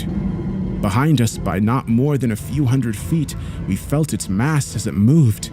Undersea waves were unleashed that enveloped and consumed the Agincourt and sent her tumbling ballast to ballast and left her nearly belly up in the water before she rolled around again. The explosions were getting closer. Lovell, don't they know we're down here? I don't know. They might have lost our beacon with the radio signal. What does that mean? It means they think we're fucking dead. Can you try to raise them again? I don't know. I'll... There was a mighty flash of light, and then the force of the latest depth bomb washed through the sea and through Agincourt's battered hull and into her cabin. It sent me reeling despite my restraints. My ears rang and reported back nothing but that ringing, and the ship buckled and tumbled and groaned and shuddered and shook, and the lights flickered and the alarms blared and the panels flashed red. I unbuckled myself from the toppled chair and rose to my feet, shakily, and stumbled over to the controls. The explosions were no further off than before the last one, but my ears struggled now to report them properly. Everything was muffled, everything swam. My head, my vision. I fumbled at the controls and found half unresponsive and others blaring. Lovell!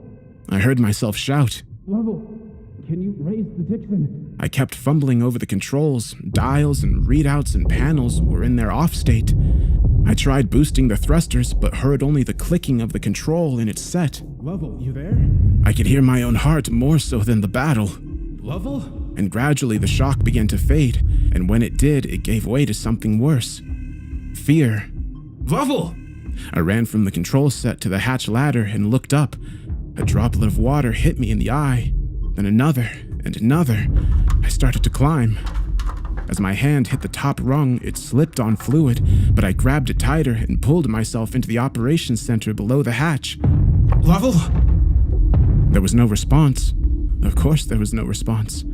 Lovell was sitting in an unnatural angle against the far wall, and his eyes were still and shut, and a bit of blood pooled from his right ear and down onto his shoulder, where it was washed away by a steady trickle of seawater from the bent hatch that became a stream, that became several.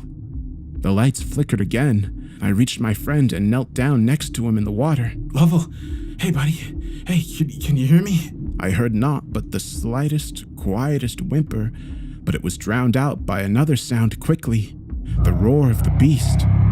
And then one far more ominous even than that. I heard rushing water from down below. When I looked over the edge, I saw the ocean inside the pilot sphere. It was rising up to meet me, but I could only see it from a sunbeam that struck through the hatch. I grabbed a wrench. Lovell, we're at the surface. I can see the sun. It's right there, buddy. That's home. Just sit tight, okay? I climbed the 2 more rungs on the ladder and swung at the hatch with a wrench. It bent up ever so slightly. I swung again. An inch of progress. The water crested the threshold of the operations room. Lovell whimpered. Hang in there, buddy, okay? I swung again. The lights shut off for a final time. Agincourt tumbled and groaned as she died. Come on, please, Jesus, please, God. The hatch began to bend a bit more. The sunlight brightened, and the water from below now had reached the midpoint of Lovell's upturned service boots. I felt a release. Got it! I had forced a hole in the hatch big enough to put a hand through, but then water dumped inside at twice the rate of the surge from below. I turned my head and slid down the ladder and stumbled back as it began to pool up. What the? Then I looked up through the hole, and only once I did I realize the mistake. We weren't at the surface. We were merely close to it, not more than 100 feet away, but many, many feet too far. Water flooded the operation room from both ends and washed me up against the wall next to Lovell. The ocean threw itself to our beating, and it pounded us in waves and torrents and buckets. I couldn't breathe for seconds at a time, but I grabbed Lovell's hand, and he squeezed it with all the strength he could, just enough to bend his fingers around the side of my palm. And then we began to float up to the ceiling. I'm sorry, buddy. I'm really, really sorry. I tried. I heard no more explosions from the battle not far off, just the triumphant roar of the Leviathan and the rush of water and my own ragged, heavy shaking breaths. I pressed my lips to the ceiling and sucked in all the air that was there to breathe, and I could feel Lovell slip beneath the surface, and the water tightened up around my chest, and then it was over my face. Then a shadow fell over the hulking bones of the Agincourt's hull, and I felt a slamming impact and a rush, and then...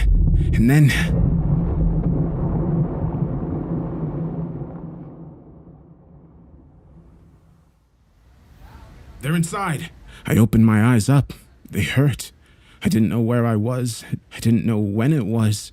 I knew nothing at all, in fact, but I heard footsteps and saw a shadow, and then I felt something grab my shoulders and hoist me up. A bucket's worth of seawater fell from my shirt and hair and face. What? You're okay. You're okay, Lieutenant Lautner, was it? Hey, come here, it's okay. We're gonna get you out of here, okay? Ensign, tell him we got a survivor. Yes, sir. I don't know. It's okay. Lovell. What's that? Lovell, is he, I don't remember. I can't. I started crying in pitiful, racking, heavy, messy sobs. Hey, it's okay. Can someone help me out here? And then I started to slip. Hey, I'm losing him. And then everything went black. I woke up in a hospital bed. For more than a day, I was delirious, but once I came to, I was filled in as I, in turn, was able to recall my story for a report. From what I was told, the following had happened. The Dixon had been destroyed, lost with all hands, along with its escorts and, of course, the District of Columbia. All told, the Navy lost more than 700 good men in the operation. Among them was a lieutenant named David Scott Lovell, in the deadliest day in the history of the Navy at peacetime. But I learned something else as well, based on the important mark alongside Agincourt's wrecked hull. It is evident that after feasting on the Dixon, the Leviathan hit Agincourt and knocked her clear to the surface, where another ship, the Arleigh Burke destroyer, found her rolling in the surface with a broken hatch. The Navy will undoubtedly make an effort to cover up this story and explain away their losses as a disastrous training failure, but I'll have no part of that, nor any further efforts to hunt down that Leviathan. No, this story needs to be told, for those men lost, and for Lovell, surely, and for you. Like the pilot of the Tuscany before me, I've accepted the fact that the thing down there should not be disturbed, and neither should its home. For the love of God himself, do not venture far into the deep, deep pit of the wild Pacific. For all our sakes.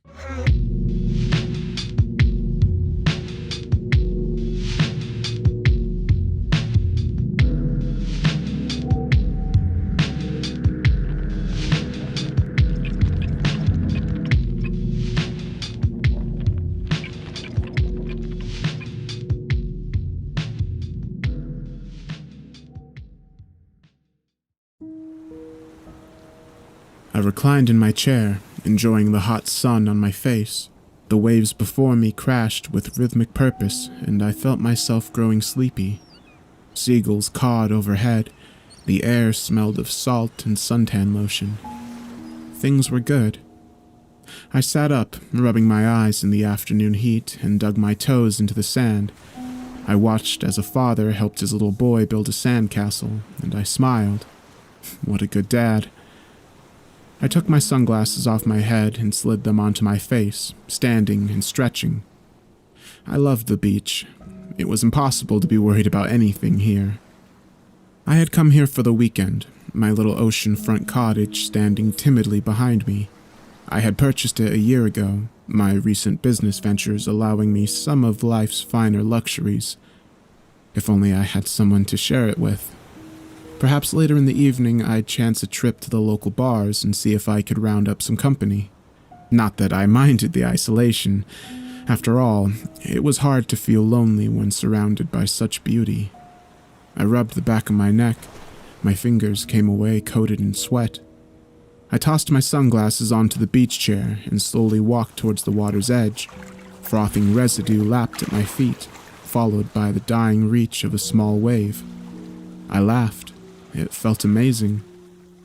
Smiling, I charged the rolling mass of sparkling ocean. As the water splashed around my waist, I took a deep breath and dove under. I came up gasping, wiping my eyes, skin glistening in the sunlight. I waved to a group of girls who were body surfing to my left and dove under again. The green water peaked and sloshed around me as I swam further out, enjoying the exercise. I felt the sleepiness drain from my body as my muscles heated. I flipped over onto my back and continued to stroke out to sea, closing my eyes against the brilliance of the burning sun. Eventually, I slowed my backstroke and floated on the surface, letting the tide rock me in its arms. My ears filled and emptied with water, and I listened to both worlds, the one above and the one below. The ocean had always filled me with a sense of wonderment. We were one, but separate, two sides of the same coin. After some time, I lifted my head from the water and shook clinging diamonds out of my hair. I blinked against the salt stinging my eyes and realized that I was a lot further out than I thought. The shore was a deceptive stretch of cool brown sand that remained an uncomfortable distance away. I realized I couldn't touch the bottom. I dove under, trying to gauge how deep the water was, and when I surfaced, I felt my heart begin to race. I was entirely too far out. I forced myself to remain calm and started to swim toward shore. There weren't many people in the water, and I didn't think anyone could even see me out here. I focused on my strokes, keeping my head down and my arms moving. I could feel my muscles begin to burn, and I chanced to look toward shore. It appeared as if it hadn't moved at all. Swallowing hard, I dove underwater and began to pull myself through the swirling green. I kicked my legs out and jetted myself towards land as effectively as I could muster. When my lungs began to ache, I reached for the surface and came up spurting. Again, it appeared as if I hadn't swam at all. And that's when I felt the pull around my legs. I was in a riptide, a nasty one. My body felt drained and the beach looked impossibly far away still. A nest of worms wriggled in my stomach and my breathing became frantic. I tried to fight off the panic, but it was like trying to stop an avalanche. I frantically tried to recall what I was supposed to do in a situation like this. I didn't want to scream for help for fear of tiring myself out to the point of exhaustion. Weren't you supposed to swim parallel to the shore or something? Taking a deep breath, I dove to my left. With each stroke, I felt my body get heavier. Soon, my arms felt like slabs of stone and my legs like cement anchors. And then I went under. Terror worked against me, filling my limbs with fire. I tried to pull myself to the surface, but only managed a mouthful of salty ocean. I gagged and spun underwater, my lungs pounding against my chest, my heart beat a desperate cry in my ears.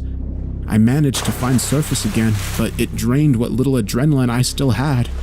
I sucked down one gasp of air before I went under.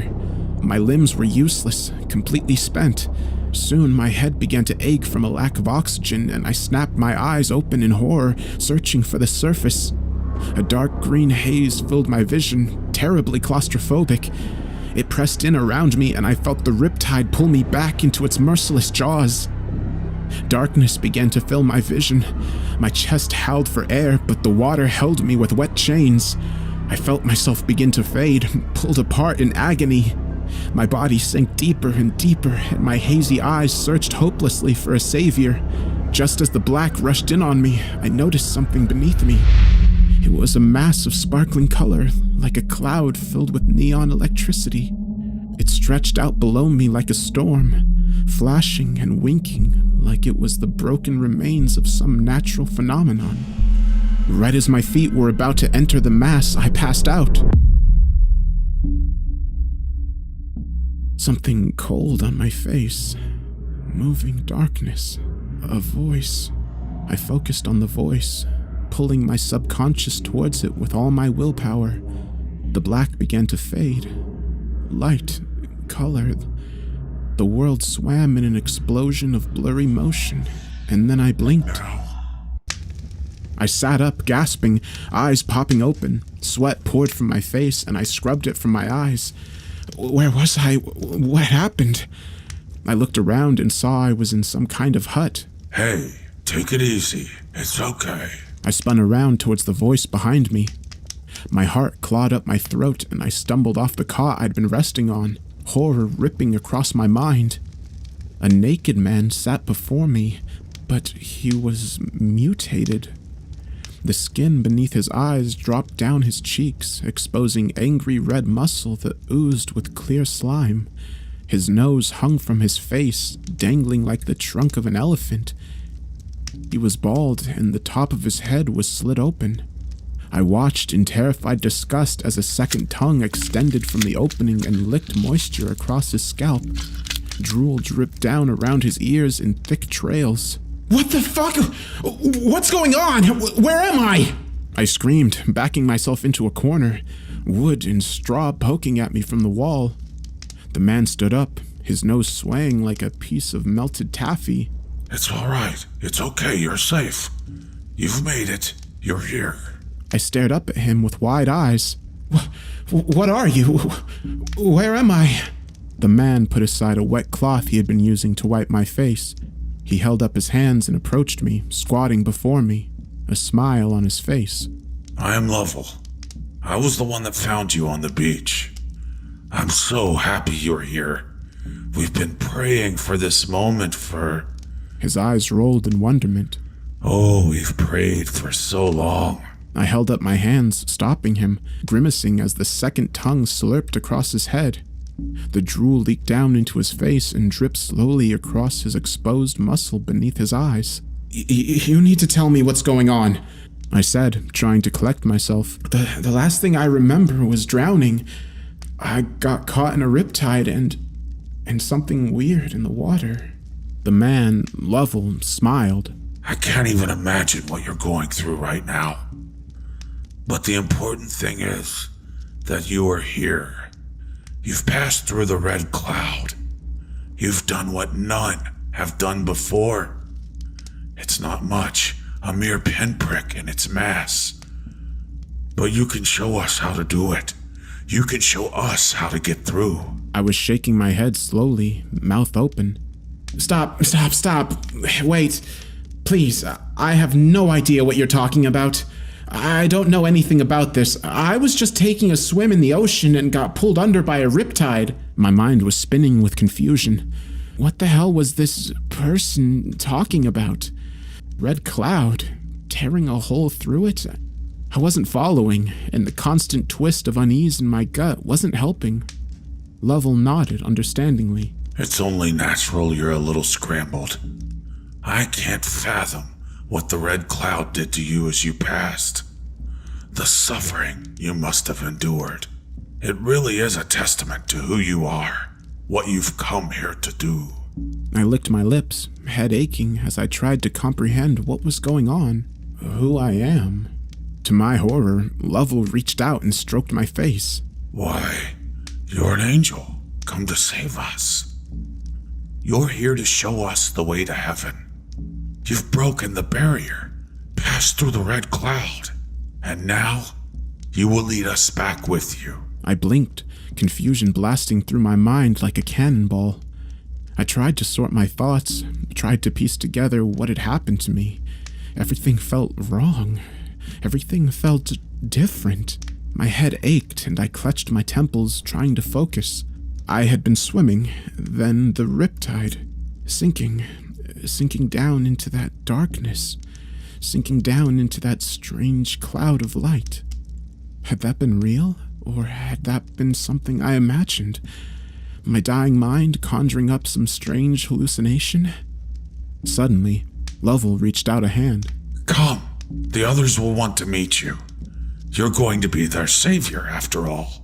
I let him pull me to my feet. I couldn't make sense of any of this. What was happening to me? Awareness settled in around me as I stood, and I realized we were in a windowless hut made of straw and wood. The sand beneath my feet rose to swallow my ankles, and I deducted we must still be on the beach. But what beach? And who was this disgusting man before me? Who were the others? What did they expect of me? I can see you're having a hard time remembering. Come, let us go outside. Maybe once you see, it will help rattle your memory. Bewildered and uneasy, I let him lead me through the door. Sunlight erupted across my vision, and I winced, shading my eyes with my hand. I squinted, letting the world settle. I froze. Lovell stopped before me and turned, his second tongue rolling across his bald head. He smiled. Behold your flock, he said, spreading his arms.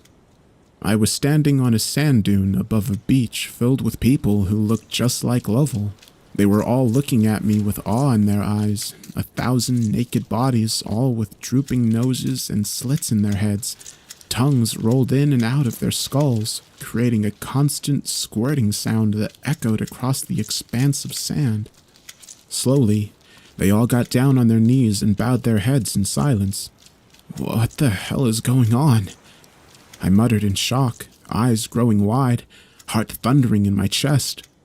And that's when I saw something in the sky, past the congregation, hanging over the ocean. It was a long black chain that extended from the heavens, 200 or 300 feet from shore. At the end of the chain was the motionless, charred body of a man, but he was huge, at least 9 or 10 feet tall. The chain was wrapped around his neck, and his dark, crusted head rested on his shoulders in complete stillness.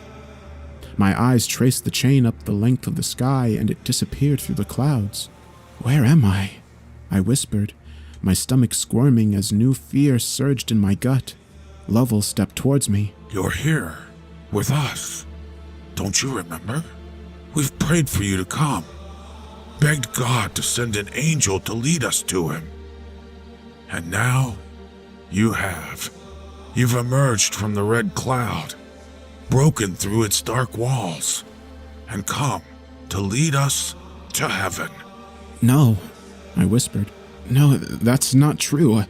I don't know anything about this place. I'm not an angel. I'm just a person.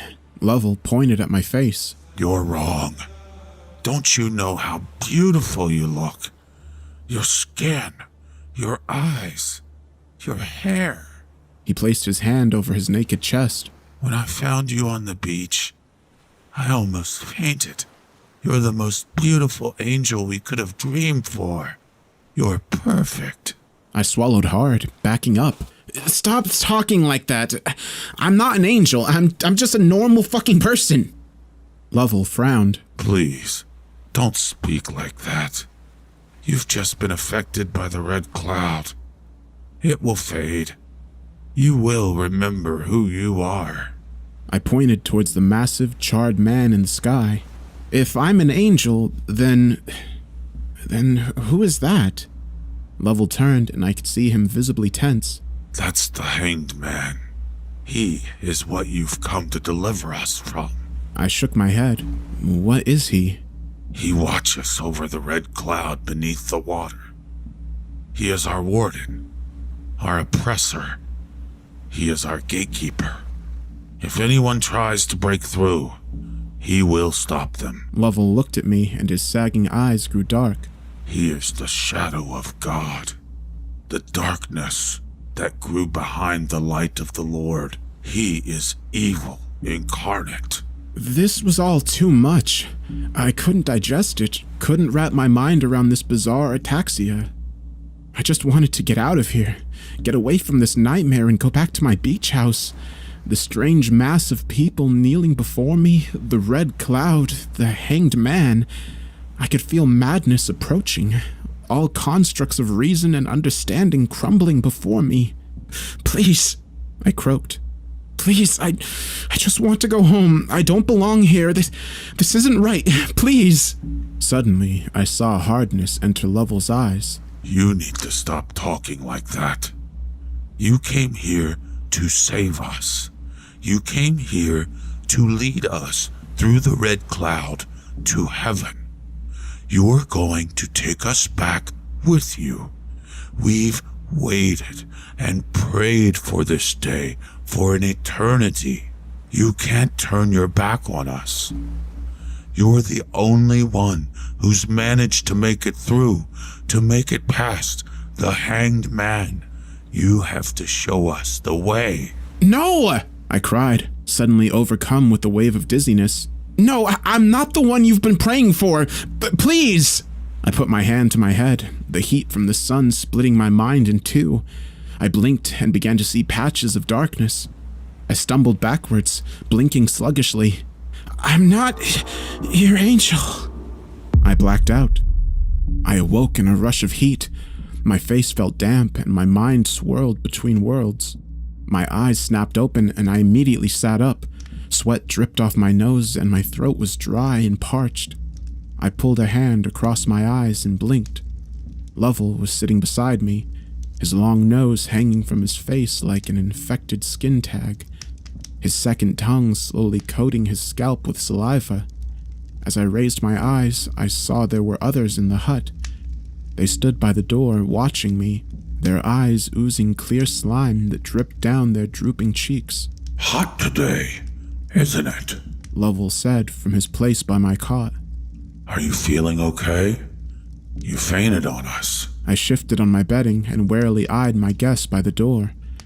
They seemed to be in awe.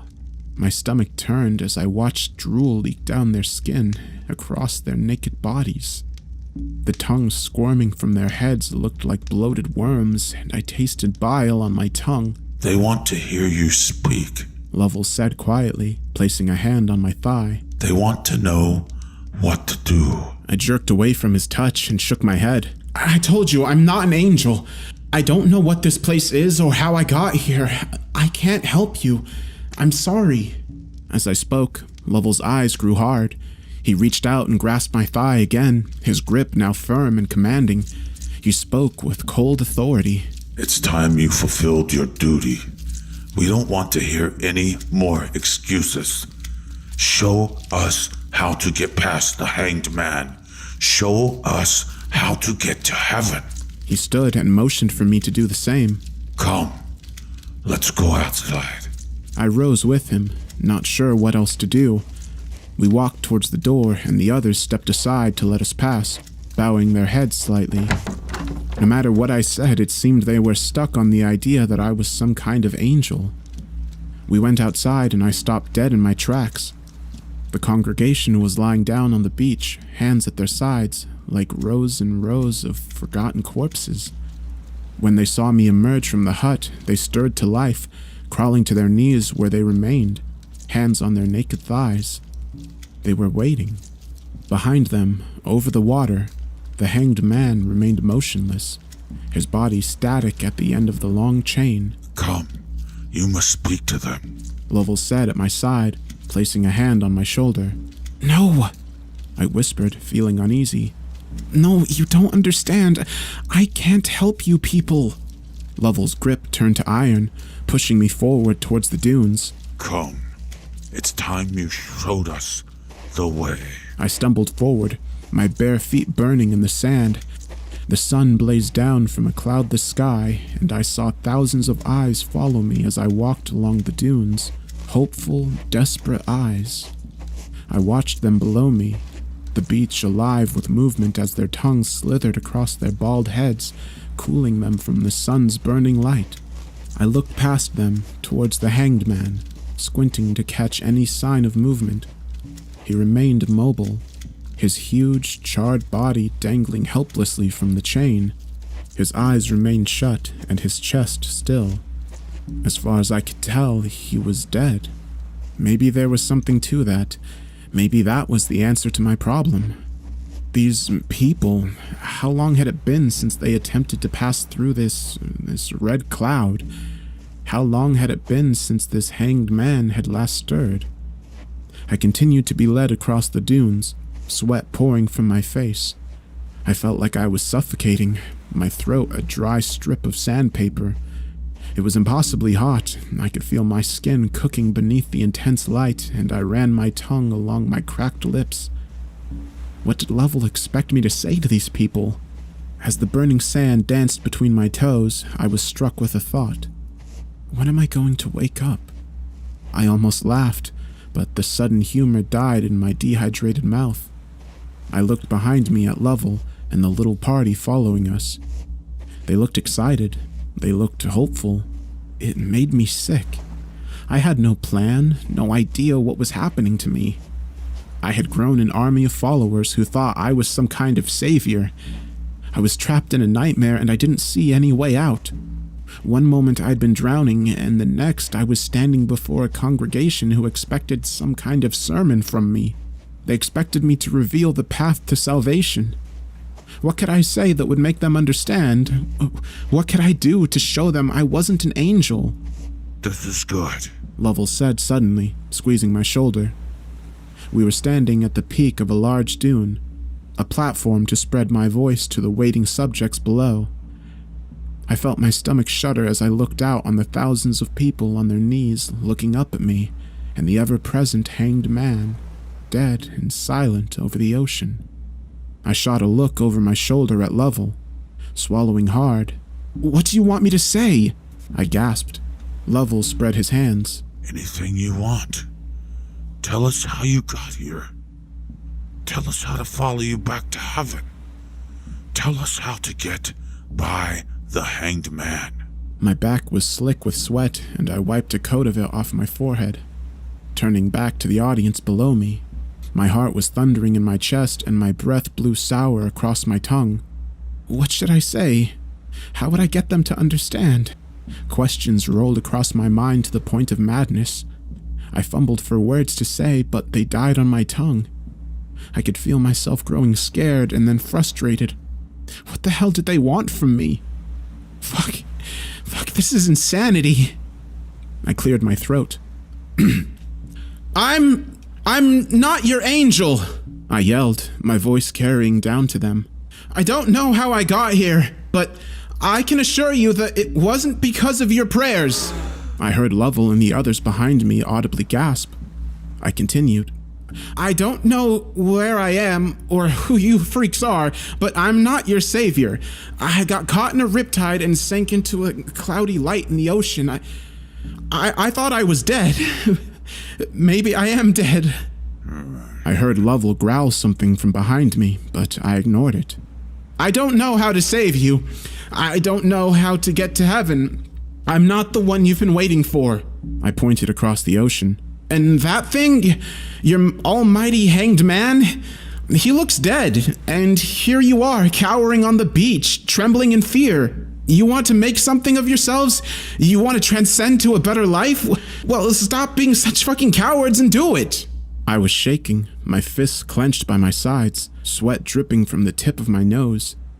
I was angry, a sudden surge brought on by the sand and heat, the continuous insistence that I was some angel sent here to deliver them. Lovell reached out to grab me, but I shook him off, pointing towards the water. Stop waiting for a miracle and fucking do it yourselves! I'm not your goddamn angel! I was suddenly pulled down by strong hands and I fell to the ground. Sand was kicked into my face as a chorus of angry voices loomed over me. My arms were pinned to the ground and I lashed out, furious and scared, losing myself in the waking nightmare. A foot plowed into my stomach and my will to fight left me along with most of my breath. I lay, gasping, blinking against the sun. A shadow fell over my face and Lovell stared down at me with fire in his eyes. What have you done? I can't help you fucking freaks! I spat, wriggling against my captors. It didn't do much good. Lovell shook his head at me and then stared into the eyes of the others. They nodded to him, a silent conversation passing through the air above me. Get off me! I growled. Let me go! Lovell leaned down and placed his lips to my ear. If you won't help us, then we'll find another use for you. I stopped struggling and turned to look into his eyes. What the hell are you talking about? Lovell licked his lips. If you won't show us mercy, perhaps the Hanged Man will. Perhaps an offering will change his mind. Perhaps an angel is the price we must pay to cross to the other side. Let go of me! I roared, chest heaving. You're all insane! You don't know what you're talking about! Lovell raised a hand to the others. Get the boat. It's time we float to eternity, my brothers. A cry of joy went up, followed by an even louder exclamation from below us on the beach. I cocked my head in the sand and saw the mass of people standing, smiles on their faces. They pumped their fists into the air and began to chant. My blood went cold as I listened. Sacrifice. Before I could speak, I was roughly hauled to my feet, hands slapping and gripping me. I was pushed down the dune, a hard shove in the middle of my back. I went sprawling, hitting the slope face first. I coughed and spat as millions of burning shards scraped across my cheeks as I tumbled, rolling over myself to slide to a stop on the beach. Immediately, the mass was on me. A hand tangled in my hair and pulled me to my feet while others grabbed me and began to drag me to the water's edge. I screamed and fought, panic rising in my throat like a burning volcano. I looked over my shoulder and saw Lovell striding towards me down the dune, a sick smile on his face. I was filled with terror at how quickly they had turned on me. The more I struggled, the rougher the crowd became. Fists pummeled my body, nails raked across my skin, blood and slime spattering my face. I coughed and wheezed, blinking through it all, my vision filling with thousands of wriggling, moving bodies. Flesh pressed against me and my ears filled with the roar of a growing riot. My feet tripped and stumbled against the onslaught and I finally fell. I felt a rope slide around my neck. Pain ignited around my throat, a circle of sudden fire as they began to drag me towards the ocean. Blinking through blood, I trained my eyes ahead of me towards the sky and my heart stopped in my chest. The Hanged Man's eyes were wide open, and he was looking right at me. Fear coursed through me with the force of a raging hurricane, and I began to scream in absolute horror. The Hanged Man's eyes were huge and swollen, his irises two red orbs in a pool of blinding snow. Color shot from his sockets like searchlights, twin red funnels that filled my vision and summoned my darkest nightmares. I tried to scream, but my cries were severed by a jerk on the rope. The earth beneath me thundered with a stampede of feet and a hurried rush to the water's edge. I retched and felt my eyes bulge, my mind dimming from the lack of oxygen. Mercifully, the rope was removed and I was dragged to my feet. The world swam as I tried to focus on the bouncing, swirling ocean of people before me. Their long noses swayed on their faces like pendulums, and their second tongues coated their scalps excitedly. I heard a great cry rise to my left, and I weakly turned my head. They were pushing a small craft into the water, a flat construction of wood with a single mast that unfolded to reveal a great sail. My arms were pulled behind my back, and I felt my hands bound. I gripped my teeth as rope cut into my wrists and I was yanked towards the boat. I coughed and fought to stay upright, my feet splashing into the ocean. Lovell was climbing onto the craft along with 3 others. He reached down and pulled me up, then tossing me aside like a sack of dead meat. He turned to the mass of people on the beach, raising his voice. Pray for us. Pray for mercy. Pray for salvation. A roar went up at our backs as we were pushed out to sea. Water splashed over the crudely constructed frame and I gagged as the sea salt rushed up my nose. I was pulled into a sitting position and shoved against the mast. My bangs dripped into my eyes as I looked out into the sky. The Hanged Man had raised his head from his shoulders and was watching us approach. The red light that shot from his eyes blinded me and I turned away, spots dancing across my vision. Horror and fear filled me, and my battered, shaken body offered no comfort. It didn't have to be like this, Lovell said behind me as he dug an oar into the ocean. The other 3 followed his example. their dripping faces watching me. Fuck you! You've all lost your minds! The water sloshed across the wooden planks as we continued to draw closer and closer to the hanged man, his massive body dangling from its heavenly chain like bait on a hook. He was waiting for us, hovering above the surface of the sea, his eyes never leaving us. As we approached, Lovell raised his hand to the others and they stopped rowing. The craft slowed and I chanced to glance up, feeling a dark stirring in the back of my mind, like something was poking around from inside my head. The hanged man loomed over us, suspended a dozen feet above the calm waters. The craft was consumed in red light.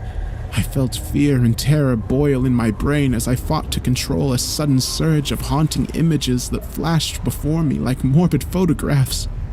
Lovell got down on his knees, followed by the others. His voice shook as he spoke. Please, we come in peace. Spare us a moment and listen to what I have to say. The hanged man remained a statue of dark fear. Lovell continued, visibly shaken. In exchange for passage into heaven, we offer you this angel who has come to us promising salvation. I whipped my head to stare at him. Lovell shot me a look and pressed on. He has offered to rid us of your presence, but we knew there would be no passage unless you deemed us worthy. So instead of following this angel in a revolution against you, we offer him up to you as a token of goodwill, as a token of respect, as a rite of passage. Please, take him as payment and let us pass through the red cloud into heaven. He bowed his head and spread his arms, waiting. You fucking liar! I snarled. Silence! Lovell hissed, the air filled with mounting tension as seconds ticked by. The sound of the water sloshing around the boat seemed to consume me. I shut my eyes and focused on it, shaking, trembling, feeling the red light wash over my skin. Suddenly, I heard a collective gasp and I snapped my eyes open. There, in the water below us, was a massive, voluminous cloud of sparkling red light. It extended out into the ocean like a titanic patch of fog, a swirling dance of color that churned beneath the surface. Lovell stood, eyes wide. He is allowing us passage. The others stood, staring at one another, mouths open in complete shock. Immediately they sank back to their knees, heads bowed, and began to sputter thanks and praise to the hanged man. They prostrated themselves on the boat, gushing with wonderment and promise. Suddenly, Lovell grabbed me and pulled me to my feet. I hope you rot in hell, I growled as he pulled me over to the mast. Quite the contrary, he said, yanking on me. He motioned for the others to help him, and I suddenly felt the familiar coil of rope around my throat. I coughed and struggled, but was silenced with an oar to the stomach. I vomited, the bile spilling out over the deck. I craned my head to look behind me and saw they had thrown the rope over the mast. They were going to hang me. I stared up at the hanged man, his huge, terrifying eyes boring into my skull. His charred skin absorbed the sunlight around him as I fought helplessly against the ropes tying my hands. This was it. This was the end. Lovell was suddenly behind me. He whispered softly into my ear. I will tell God of your cowardice when I see him. I hardened, feeling a sudden rage burn within me. I turned my head, my voice hard steel. No, you fucking won't! I slammed the back of my head into his face as hard as I could. I was rewarded with an ear-splitting scream as he bent down and clutched his bleeding mouth. I stepped backwards and grabbed his dangling nose with my bound hands and ripped it from his face, screaming in defiance. The tube of flesh tore from his head like strings of melted cheese, and blood exploded from the gore it left behind. Lovell sank to his knees, howling as blood poured from the holes in his face. The others on the boat froze, surprised and revolted by what I had just done, the rope going limp on the deck. I charged the side of the boat and threw myself towards the water. As I flew through the air, seconds before I splashed into the ocean, I watched in horror as the hanged man dropped from the sky like an anchor releasing. I hit the water and immediately went under, my vision obscured by the murky depths. I wriggled like a dolphin, trying to free my hands, but it was hopeless. I trained my burning eyes to the red cloud beneath me. Frantically, I wriggled towards it, feeling my lungs hammer into my chest. Suddenly, the water illuminated with red light. I whipped my head to my left, bubbles exploding from my mouth, and my eyes widened in terror. The hanged man was rocketing towards me through the water, his eyes filling the depths with their haunting crimson color. The chain slithered behind him, a twisting coil like a coal-black snake. His hands reached out towards me, his fingers nothing more than slivers of nightmare darkness. The sight filled me with crippling fear, and I used it to jet myself forward, down deeper towards the cloud of phasing red. My ears suddenly filled with a muffled, haunting roar of fury, and I felt my mind quiver and splinter.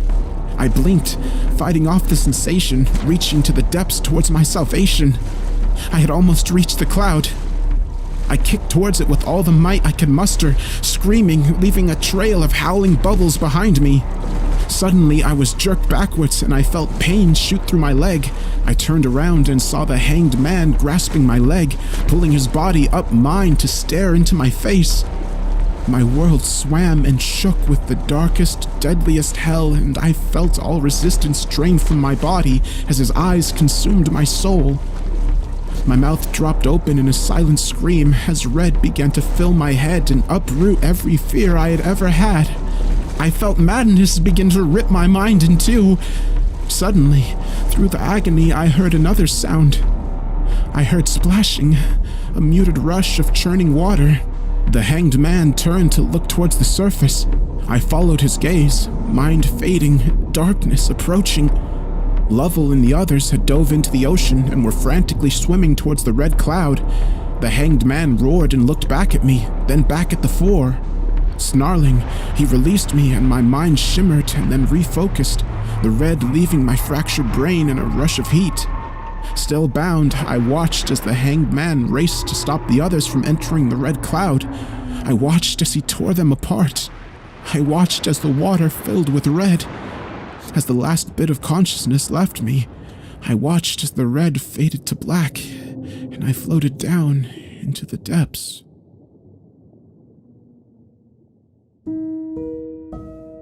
I don't really remember what happened after that. I don't remember the in-between, not even the darkness. There was just nothing. The next thing I remember was getting CPR on the beach. It was the father who had been building a sandcastle with his son.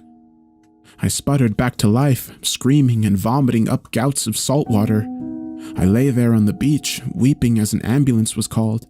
I was rushed off to the hospital and cared for, questioned, and given some much-needed rest. I've never really fully recovered from that experience. I'm still not entirely sure what happened or where I went. I don't know if what I went through was even real.